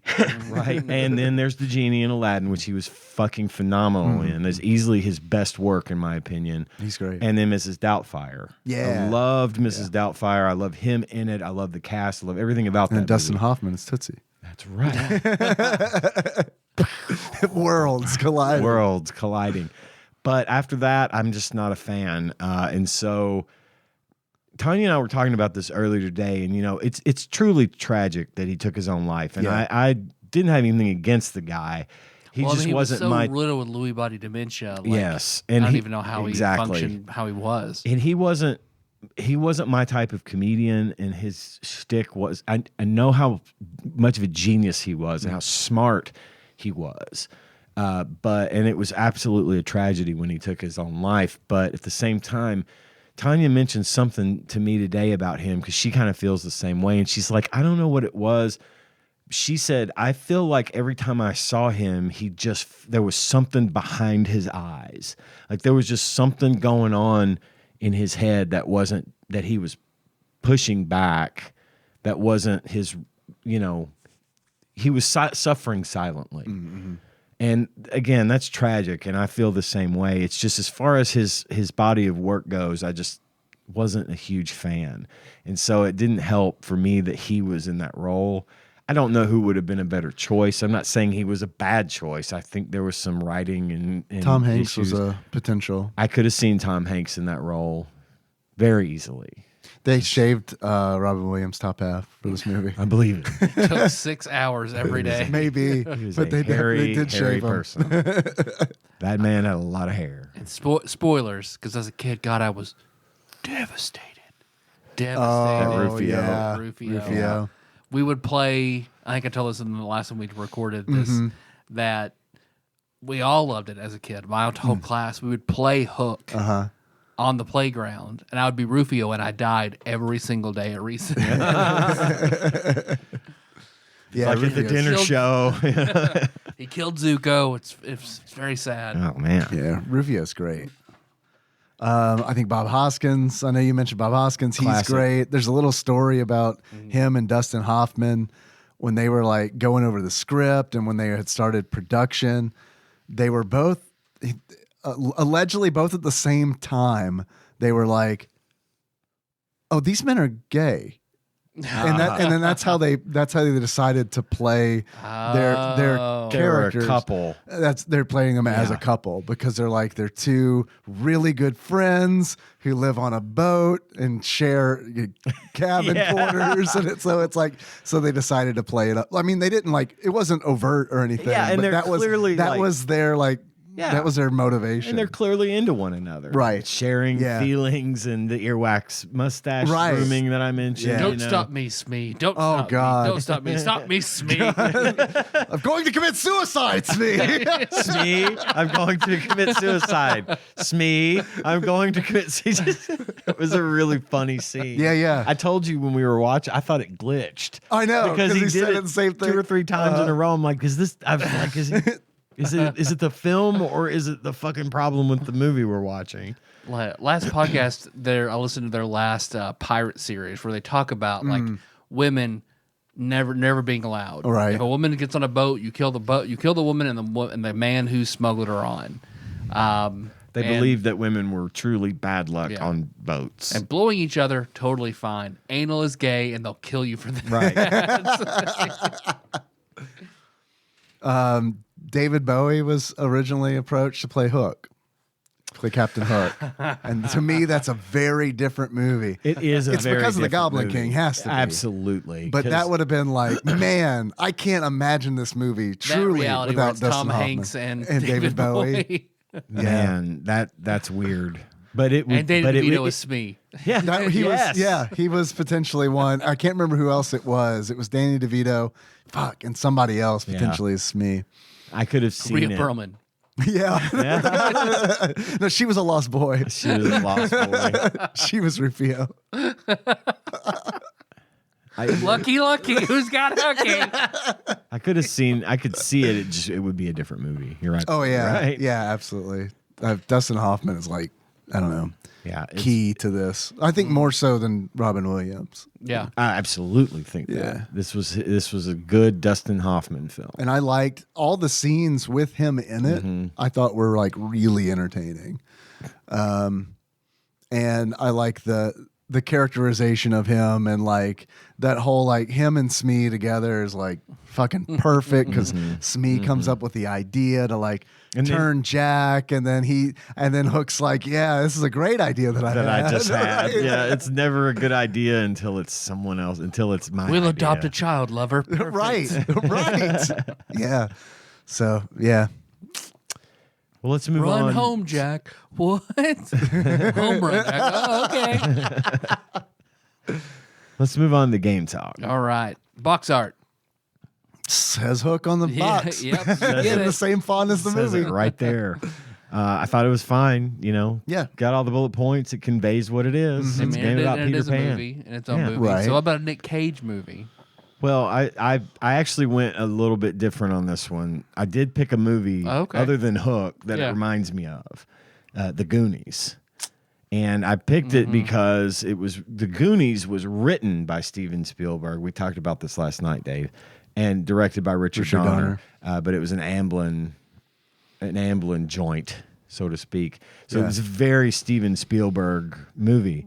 But I'd go so far as to say that Hook this is the missing 30 minutes, is the prequel to Goonies, where I envision Hook in the battle with Peter Pan loses an eye and a leg. And then he decides, fuck this, I'm gone. He gets on the ship and sails away from Neverland and breaches the barrier into our world with his pirate ship. We know that he can do it. We know because he kidnapped the kids. Right. Right. This time he is in the northeastern United States, sails his ship into a cave, which closes up, and they all die. And that is the ship that the Goonies find at the end. I like it. Of the movie. So I think that it would have, and adding that scene would have made it a nice round 3 hours. Yep. Yes, it would. And as far as the Nick Cage movie I picked, I also picked The Goonies because I heard a rumor that he played the corpse of One-Eyed Willie. That's not true. I just didn't come up with it. Man, I was like, tell me more. Holy shit, I've never heard this one. Made it up. Didn't. I'm tired of picking Nick Cage. You heard movies. it here first. So I'm gonna make shit up now about Nick Cage as we go forward until we change that. Should we change? We should Are we ready to move One of on us from are Nick done. We Cage? should Well, no, I don't want to take it away celebrity. from you guys, but I mean, I feel like fine. we've I'm covered good. the Nick Cage thing. Yeah, I'm good to move it if we want to. I do have a Nick Cage movie for this game, however. Okay. I've got Fast Times at Ridgemont High Ooh, for a few different reasons. I know where you're going with this, and I like the cut of your jib, if you know what I mean. A few different reasons. The first being this was his first movie, so he's 17 years old. He's young. He's a boy. Yes. Much like the young boys, the lost boys Yes. of Neverland. Also, he was vying for the leading role in Fast Times. and Judge Reinhold got it, and he got it due to reverse nepotism. Or so the story goes. I know these things. I've heard Sure. these same things. No, I learned it today. This is stuff I absolutely Fast Times is expected one of my you- all-time You got favorite it movies, because yeah. Nick Cage was a Coppola. They picked. He was not the star because he was because Coppola. of who he is. Oh, okay. They didn't want to be have nepotism Nepotism. happening, Right. so they went. And I think Judge Reinhold was the right choice. I agree. Yeah, I think Judge Reinhold's great in that it. fucking movie. And it would have been an even better fit if Nick Cage had Judge Reinhold's role, because Judge Reinhold works at a fish shop called Captain Hook's Fish. And, dresses wears a pirate's as a pirate. outfit. They Yeah. make him wear the pirate costume to do a delivery. Right. And Yeah, then show he some pride. he pulls up next to a car full of girls and he's flirting with them. He forgets he has the thing on and they're fucking laughing at him. And he's like, God. And he throws the hat out. And then Great it's pick. thank you. It's my regular movie or celebrity. I chose Dick Clark. I know he was mentioned earlier in our game show segment, but being the America's oldest teenager, I thought that was appropriate. What does Hook say in the movie whenever, like, does Peter knock his wig off and he says, Let me have my dignity. yeah, there you go. Yeah. Let Open me- wide for yeah. Chunky. We all remember that classic Yes. Hook line. Yeah.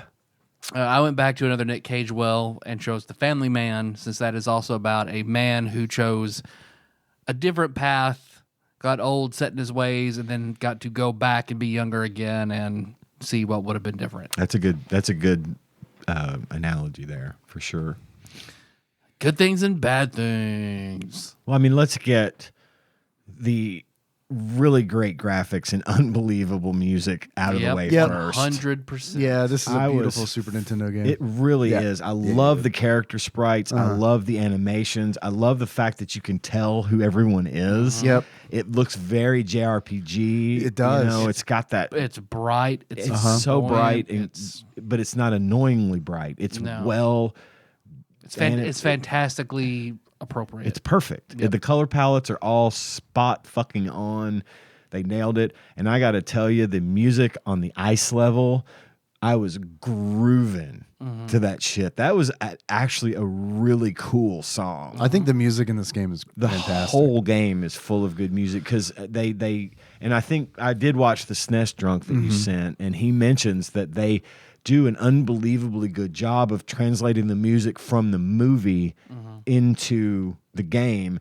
But the I stuff never that would have known, honestly, like, because the score in the movie I felt like was very forgettable, and I know it was John Williams, so I hate super to, Harry I hate to say Potter-ish. that shit, but I Yeah. mean, if you were to be like Billy on the Street, I'll give you $1 if you can hum one tune from Hook, I'd be like, take me out to the ball game. you got $1.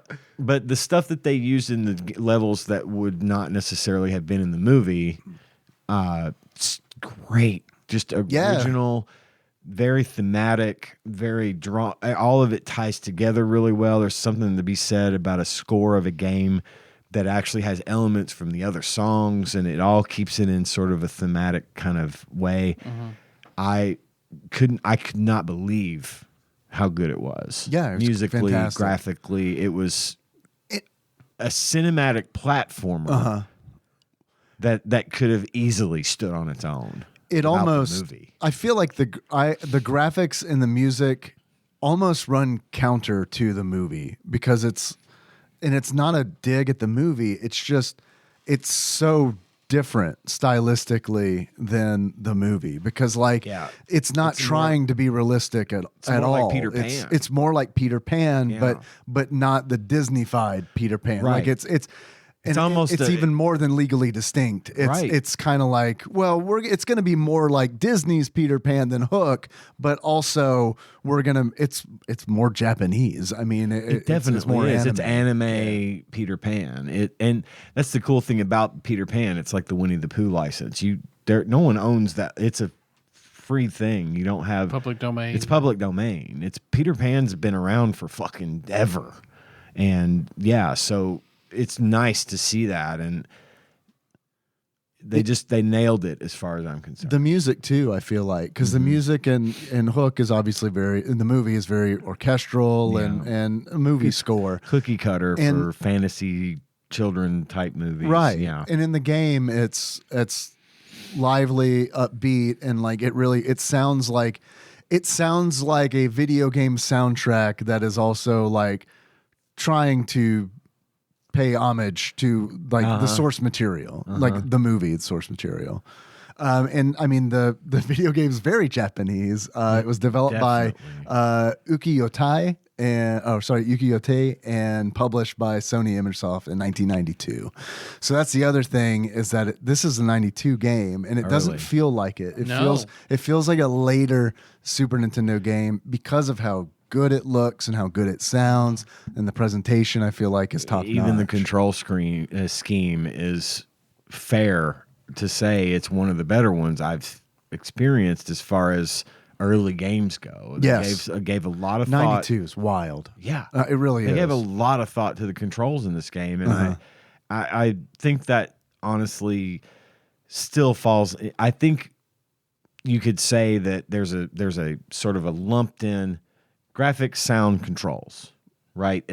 Those are all the three kind of main bullet points that I like to look at first, and lump it in as either a good thing or a bad thing, unless the graphics are great but the sound sucks, kind of thing, Sure. But they did hit on all three of those points for me. I agree. I think the controls are a little simplistic. It's kind of like a 2-button kind of game. Yeah, for sure. And that might bother me if I'd have been like, this game came out in 97, but with it being like 92, that's early enough Super Nintendo where it's like, okay. I mean, and what else was there to do with the buttons? It's a pretty simple platformer, and where you jump and you attack. So you've got those two buttons. I like the variety in the levels. I agree. Where you can. It's nice that Tinkerbell to fill up your fly meter. Yeah, and there are levels where you fly, levels where you're swimming, levels where you're combining everything, and then there are some environmental aspects, like whenever you can hit. I don't know the Lost Boy's name, where you kick him, he turns into the ball and rolls down. Oh yeah, it's like Thunder Thump or something like that. Yeah. And I thought that the game, I loved that we watched the movie before I played the game, because the game, I got the references in the game, and I could make that comparison. And they don't do you don't have to do any lawyer shit. No. Like, it's not like half of the game where it's like you're Robin Williams in a courtroom, like trying to like make it to your kid's ball game or something. What the fuck? You think you're gonna hop on an airplane and make it to your kid's fucking baseball game? Like, what the like? I don't care where you're flying from. That's not happening. No, that's not what he was doing. He was leaving to try to make the game, and then they were going to get on the plane as a family and go to London. Oh, okay. He wasn't flying somewhere to get to the game. Okay, good. Because that would be ridiculous. Yeah, but he was still stupidly late. And I think they missed an opportunity. Ace Attorney. Phoenix Wright. They could have. With Peter Pan's or Aerobiz. it's like an ActRaiser style where it's like you do an Aerobiz segment and then play a level. But I thought that it was neat that the game followed the movie, and that but the cool thing is you didn't have to see the movie to appreciate the game. You really didn't. And it's true. They do a really good job of like the little cutscenes that tell you what's going on. Yeah. They summarize it nicely. Yeah. And I think it was neat to have watched the movie first to know what the game was actually technically based on.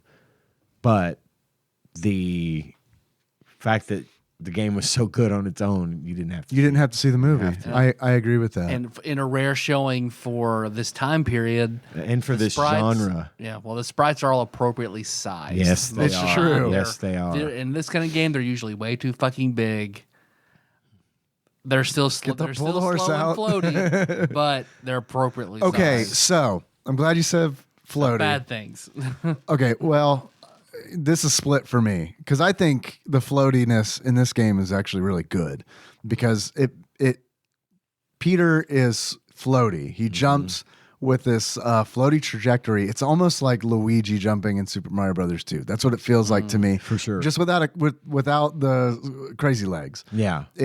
But that's his trajectory feels like that, and I like that. And it's like his arc of the jump. It almost like holds for just a little bit longer than you feel like it should, and I think that's really cool because it gives a sense that he's almost flying. Right, because that's a theme, is that he's just almost there. Right. In the movie, he's just got to do this one last thing and he'll be able to fly. He's so close, and I agree. I think that's well implemented. I think it's cool, and I think that it's obvious to me that they designed the levels around him jumping like that. It gets bigger and bigger and bigger. Because the jumps, and there are truly there are true platforming challenges in this game. Like even like in the second level, it's like, can I make this jump kind of deal? And it's like it's Just barely. right. I mean, it's tight. A lot of those are tight, and it's nice to see that they worked it that way, as opposed to like designing levels, and then being like, oh yeah, also he jumps really high. And it's in a lot of those like really tight jumps, they're doable. They are It's doable. not to the point, there's that fine line. Tyler, you talk about this a lot. We have blind, we trust falls and things like that. There wasn't any of that mess, and it seemed difficult, but it was achievable. And that's And if there was, you could fly. So right. Yeah. It's that fine line between that little mechanic getting that right, and I think they went to the good side of that. I agree. Now, I know you mentioned the slowness, and that's definitely on my bad list. I think it's pretty excruciating. The speed. If Peter had a dash, that would where maybe it's not like unlimited, but like he can do a forward or back dash, Especially in Holy flight. shit, that would make a huge difference. for Especially me. in flight. Yeah, because there are so many times where I'm just plodding along and the enemies move faster than me, and it's like I need to get out of the way. the enemy's Can't. throwing boulders and carrying Shooting huge 3 arrows equipment. at me at the same time, faster. and it is so much faster. It's like it's mean how much faster they are. It feels negligent how fast I they mean, are. I loved having the pan sword. Yeah, was always it's fun like the when you could Master find Sword in that. Zelda, Yeah. where it fires off the magic bolt. Yeah, I wish there was more Super of that. I refreshing. feel like it was lacking some cool power-ups, enhancements. Like let me be able to summon a lost boy. Let me be able to Nana. find that item. Yeah, like Where I was like Nana? Come on, we need Nana like in in this Maximum game. Carnage, Drinking where the you can tonic. find the assist. right. Yeah, Give me where I could summon the lost boy to roll down. Give me a Rufio screen clear. Fuck That would Give be me a cool. little something else. especially if it was really Final good Fantasy idea. style, where like a large Like sprite of one of them Iceman. comes out and it shakes.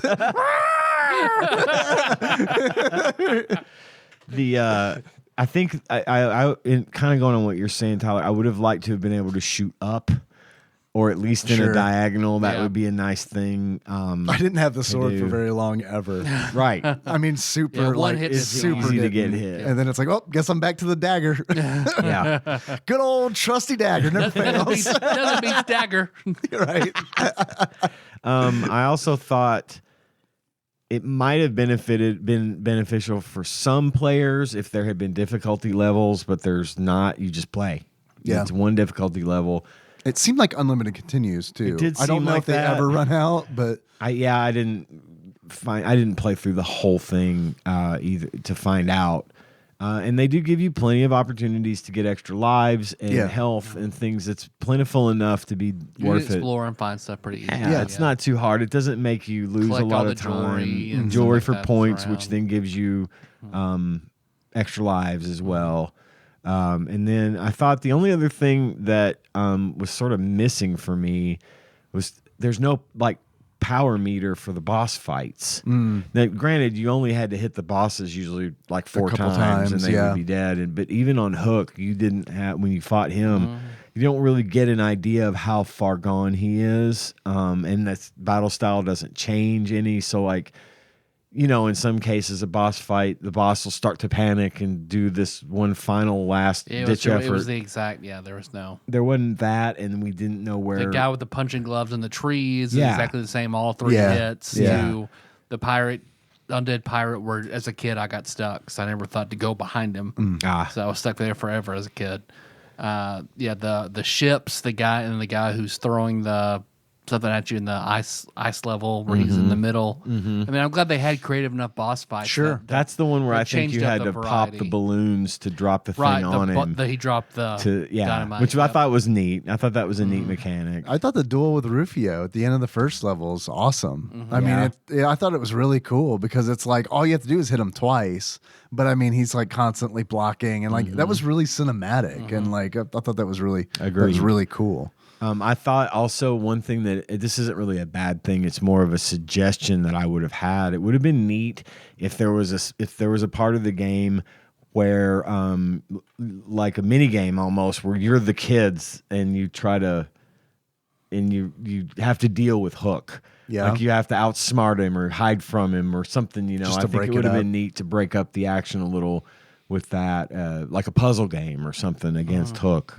You know, because he has school. And he's asking questions and things in the movie. I think that would be neat if you could have played as the kids a couple of times just like you Mix said, it up. Get a mix it bonus- up get a little, bonus level little where bonus. you're- Yeah, I think that would have been neat. It's not a big deal, but I think that was a missed opportunity. I think SNES Drunk had a cool point in that first level. Whenever you hit a lost boy, they stop and hold up their hands. Yes, Instead of, like, exploding or something. dying. Yeah. Yeah. Really cool. Yep. It's a nice touch. A lot of thought went into this Yep, game for sure. An Even the unusually world map? high amount. World map's Yeah. really Joe fucking Mac neat. style, Yeah, man.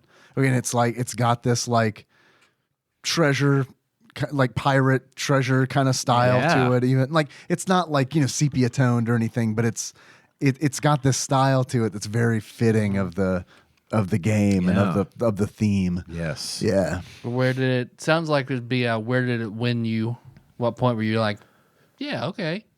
For me, it was right away. I was just really, I'm easily impressed by things like graphics and sound and things, and right off the bat, they're hitting you with it. I literally was like, wow, this looks really good.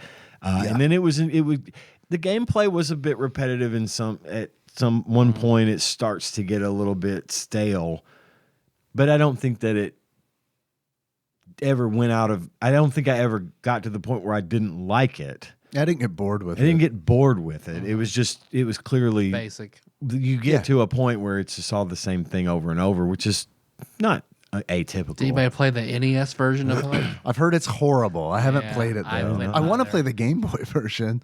I didn't know there was a Game Boy. Dude, Game it came Boy out Color, on it came right? out on a bunch of stuff. Yeah. Which reminds me, we need to play that Grimace The Game Grimace Boy Color game. that Yeah. just- I posted that in just put general out. before I realized you had posted it already in new games. Yeah, I wanna do that. I wanna play that. God, I love it when McDonald's pulls shit like that. Yeah. Crunchyroll did something. They Did they? released a Game Boy Color game. Nice. Yeah. And if it wasn't so expensive, I would have bought it. Yeah. Like say buy, rent, or birthday. This is a buy, right? I think I'd it's a buy. say it's It's definitely a worth buy, having. or at very least a birthday. Yeah. I wouldn't mind owning it. I don't think I would have gone out of my way to buy it. Yeah. Yeah, but I would have liked to have owned it. I don't own it currently. I might buy it because I like to have it in my collection currently. But as a kid, yeah, I mean, this might have been one where I rented it first and then been like, yeah, okay, I'll put this on a list to like birthday or Christmas list. Yeah.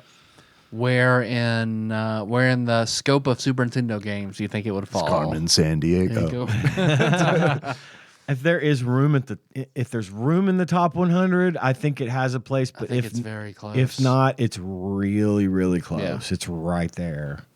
Because Like, I would put it in the 90s, or if there were just a few of the elements we'd mentioned, that would kick it over to the top 100 for me. Yeah, this was a refreshing change of pace for me, and I know you guys had already played it and you knew about it already. Yeah. But for me, it was nice to come in and see something that's like, oh fuck yeah, okay, this is what I think about when I think of Super Nintendo games. Sure. So, yeah, very, very, very good shit. It'd be a top third for me. Yep. Probably top quarter. Yeah, Yeah. I'd say top quarter. Top quarter.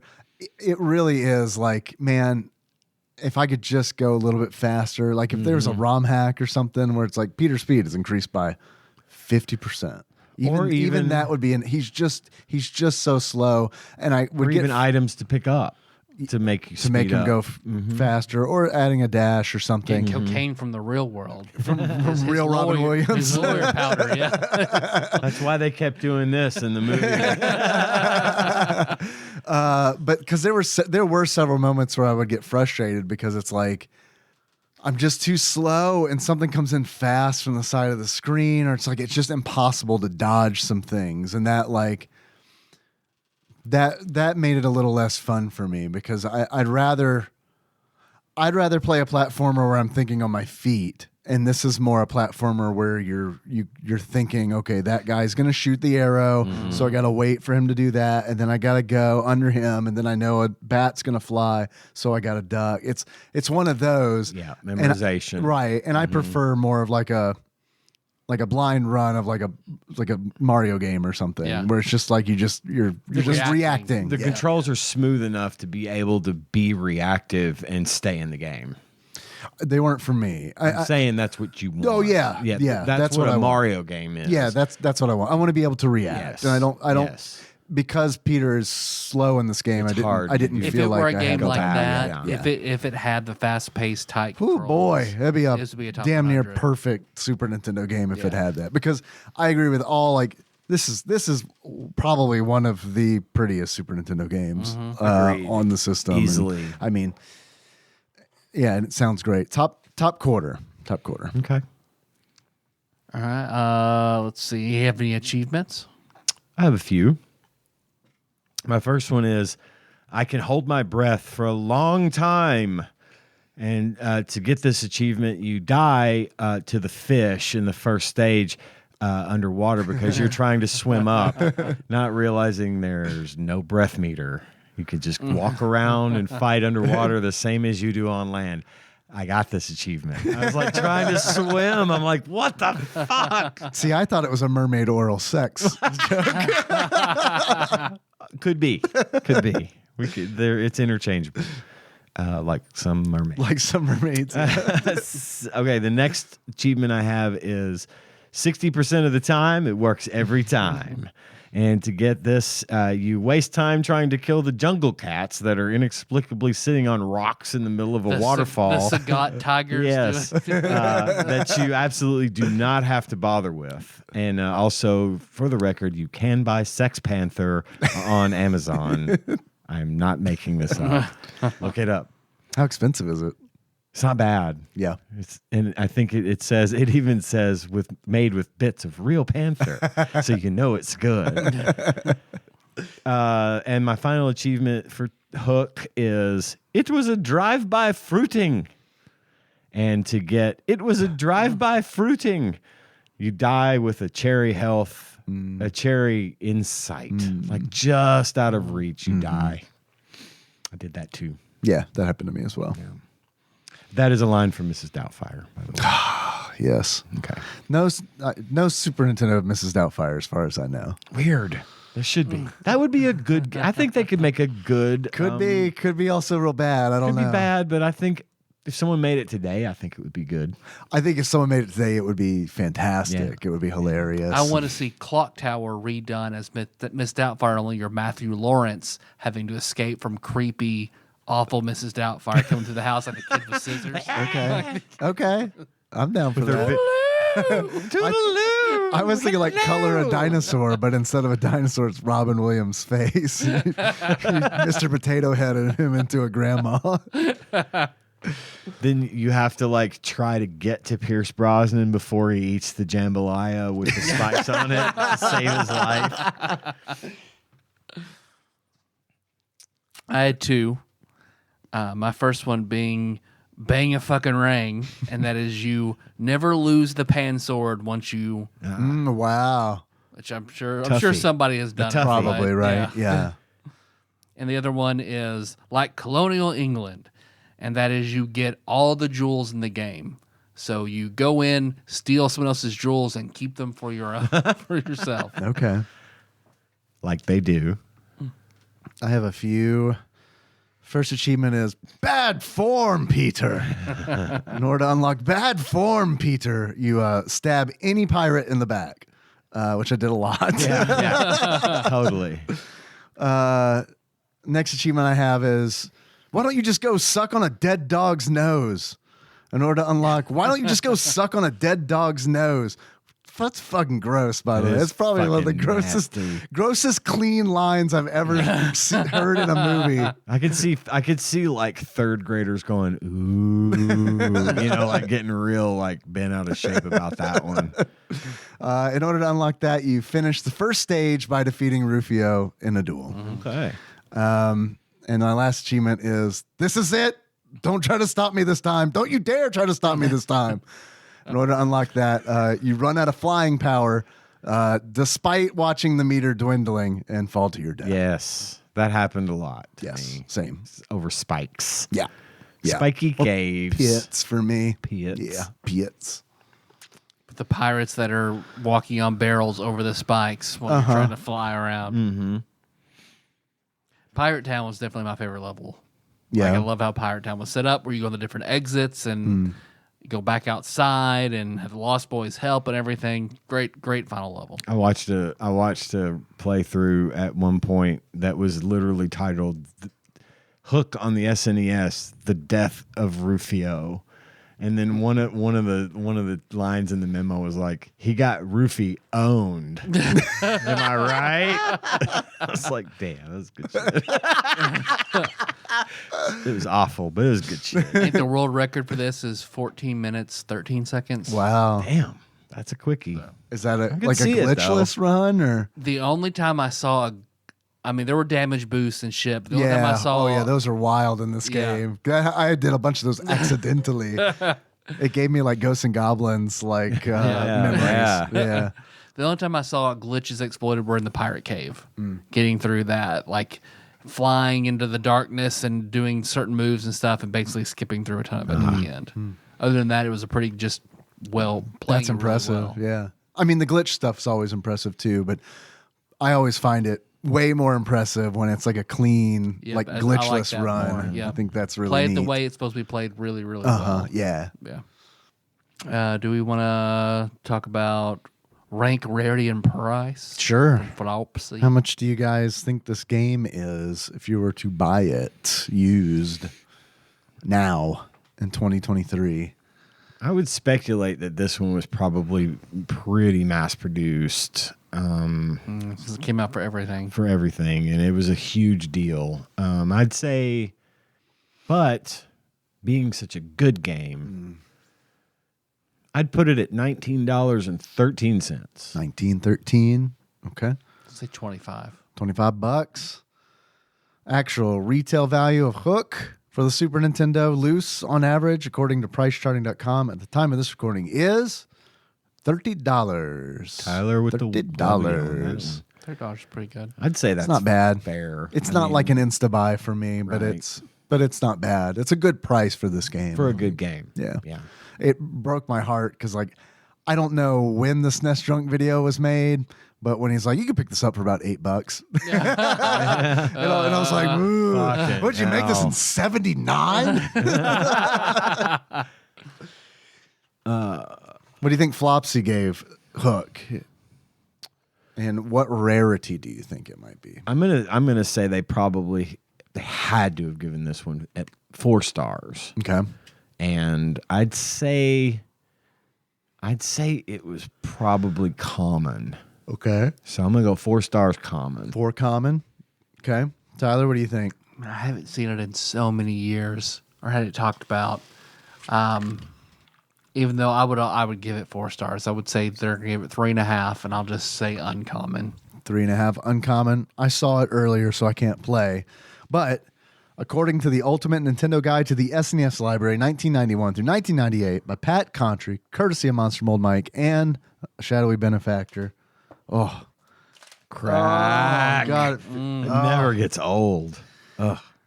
They gave Hook 3 stars. That is too low. Availability is common. It's too low. That's one of the times where I feel like they didn't give it enough. It is strange for them to be stingy with the stars. I would probably, I'm good with 3, personally. 3.5 is probably my upper limit. 3.5 is my bare minimum for this one. I mean, I think it's gorgeous. I just got a little frustrated at points. I can see why. In the same way that Pinocchio frustrated me, although this is like a far superior game, but it gave me Pinocchio flashbacks where it was just like, God, if I could just move a little faster. Yeah. Tyler? Yes, Dave. Had a lot of fun talking to you boys about Hook. Game shows. And especially game shows. But if you were to give this game a beard that sums up, what kind of beard would you give it? I fucked that up.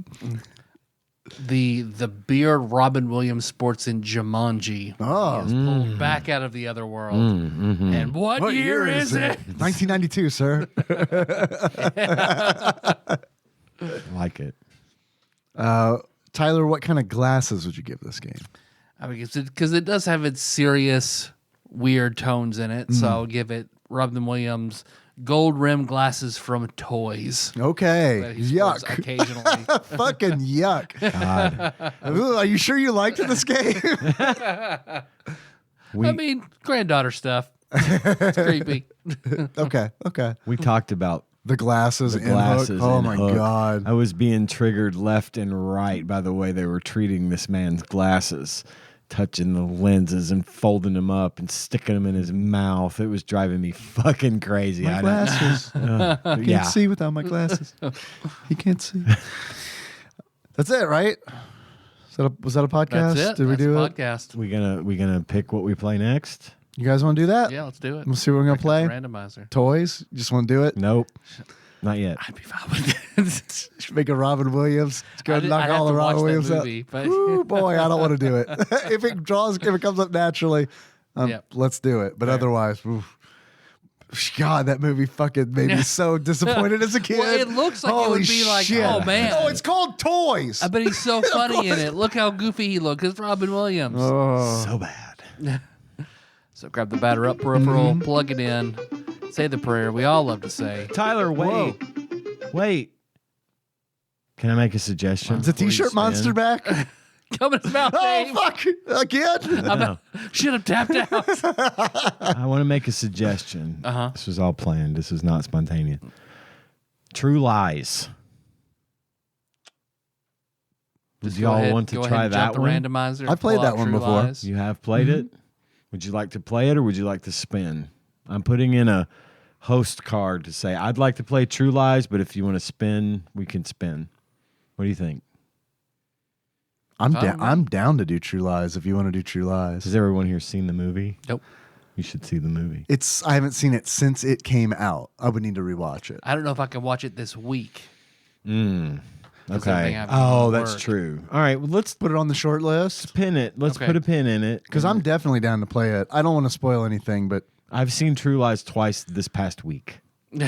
It's one of those I watch anytime it's on, and Wow. it happens to be on one of the channels we have. okay. right now, so. I'm absolutely down to do True Lies at some point in the near future. I only Okay. knew that it was that it was an SNES game by watching the SNES drunk about this game Right. that he mentions it. So I'm gonna do True Lies in 2 weeks. Then, whenever all this is over, and I'll have absolutely. Sit down with Melissa and watch the movie at some point Yeah. too, because you'll both love it. time. Yeah, because I want to watch the movie for the game. It's a fucking great sure. movie. Yeah. Okay, sorry. Continue. Okay. Say the prayer. We all have to say. The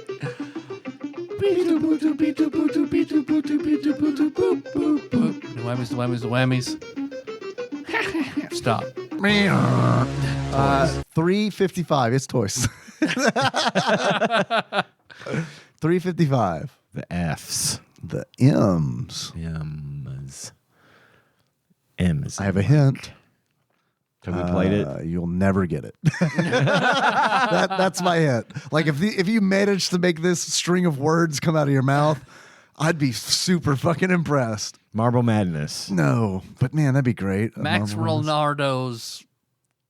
Holy shit, he's right. I feel like it's Ding somebody's ding ding ding name. ding. No, but that's a great guess. It is a game I've heard of, but I've never played.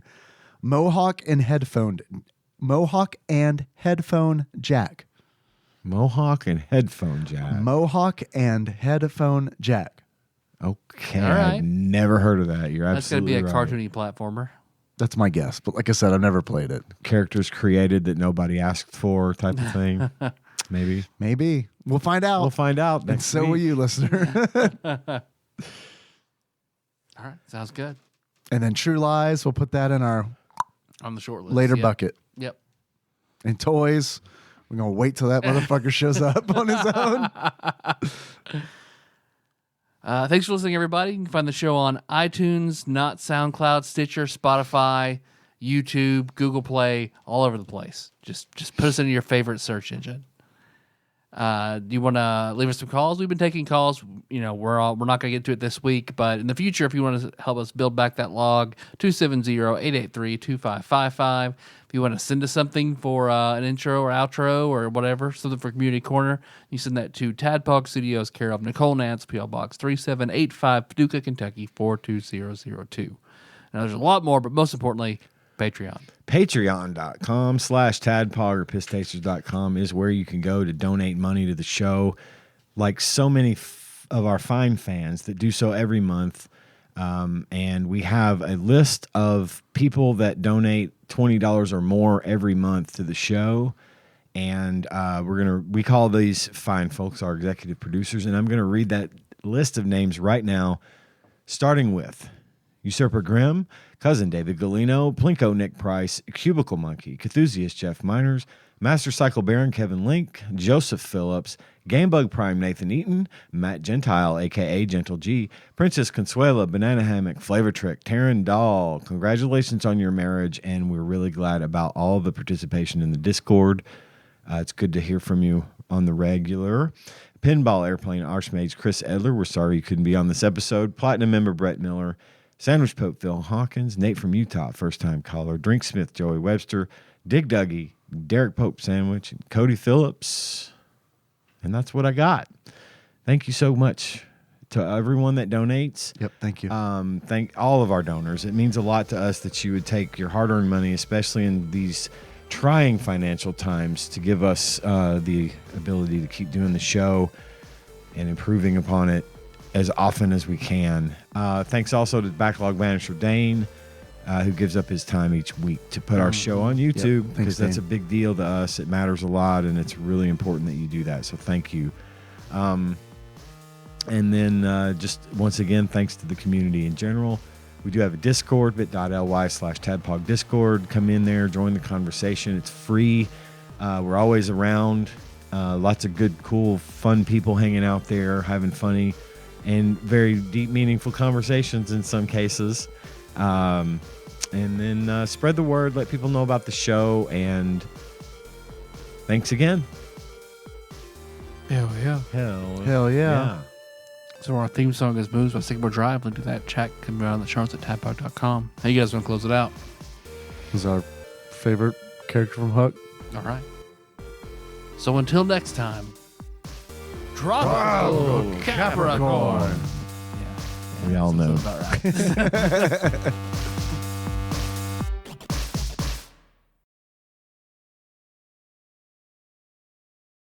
And now a redneck anime reading. Wake up to reality. Nothing ever goes as planned in this accursed world. The longer you live, the more you realize the only that truly exists in this reality are merely pain, suffering, and futility. Listen, everywhere you look in this world, wherever there's light, there'll always be shadows to be found. And as long as there's the concept of victors, the vanquished will also exist. The selfish intent of wanting to preserve peace initiates wars, and hatred is born in order to protect love. There are nexuses of casual relationships that cannot be separated. Madara Uchiha.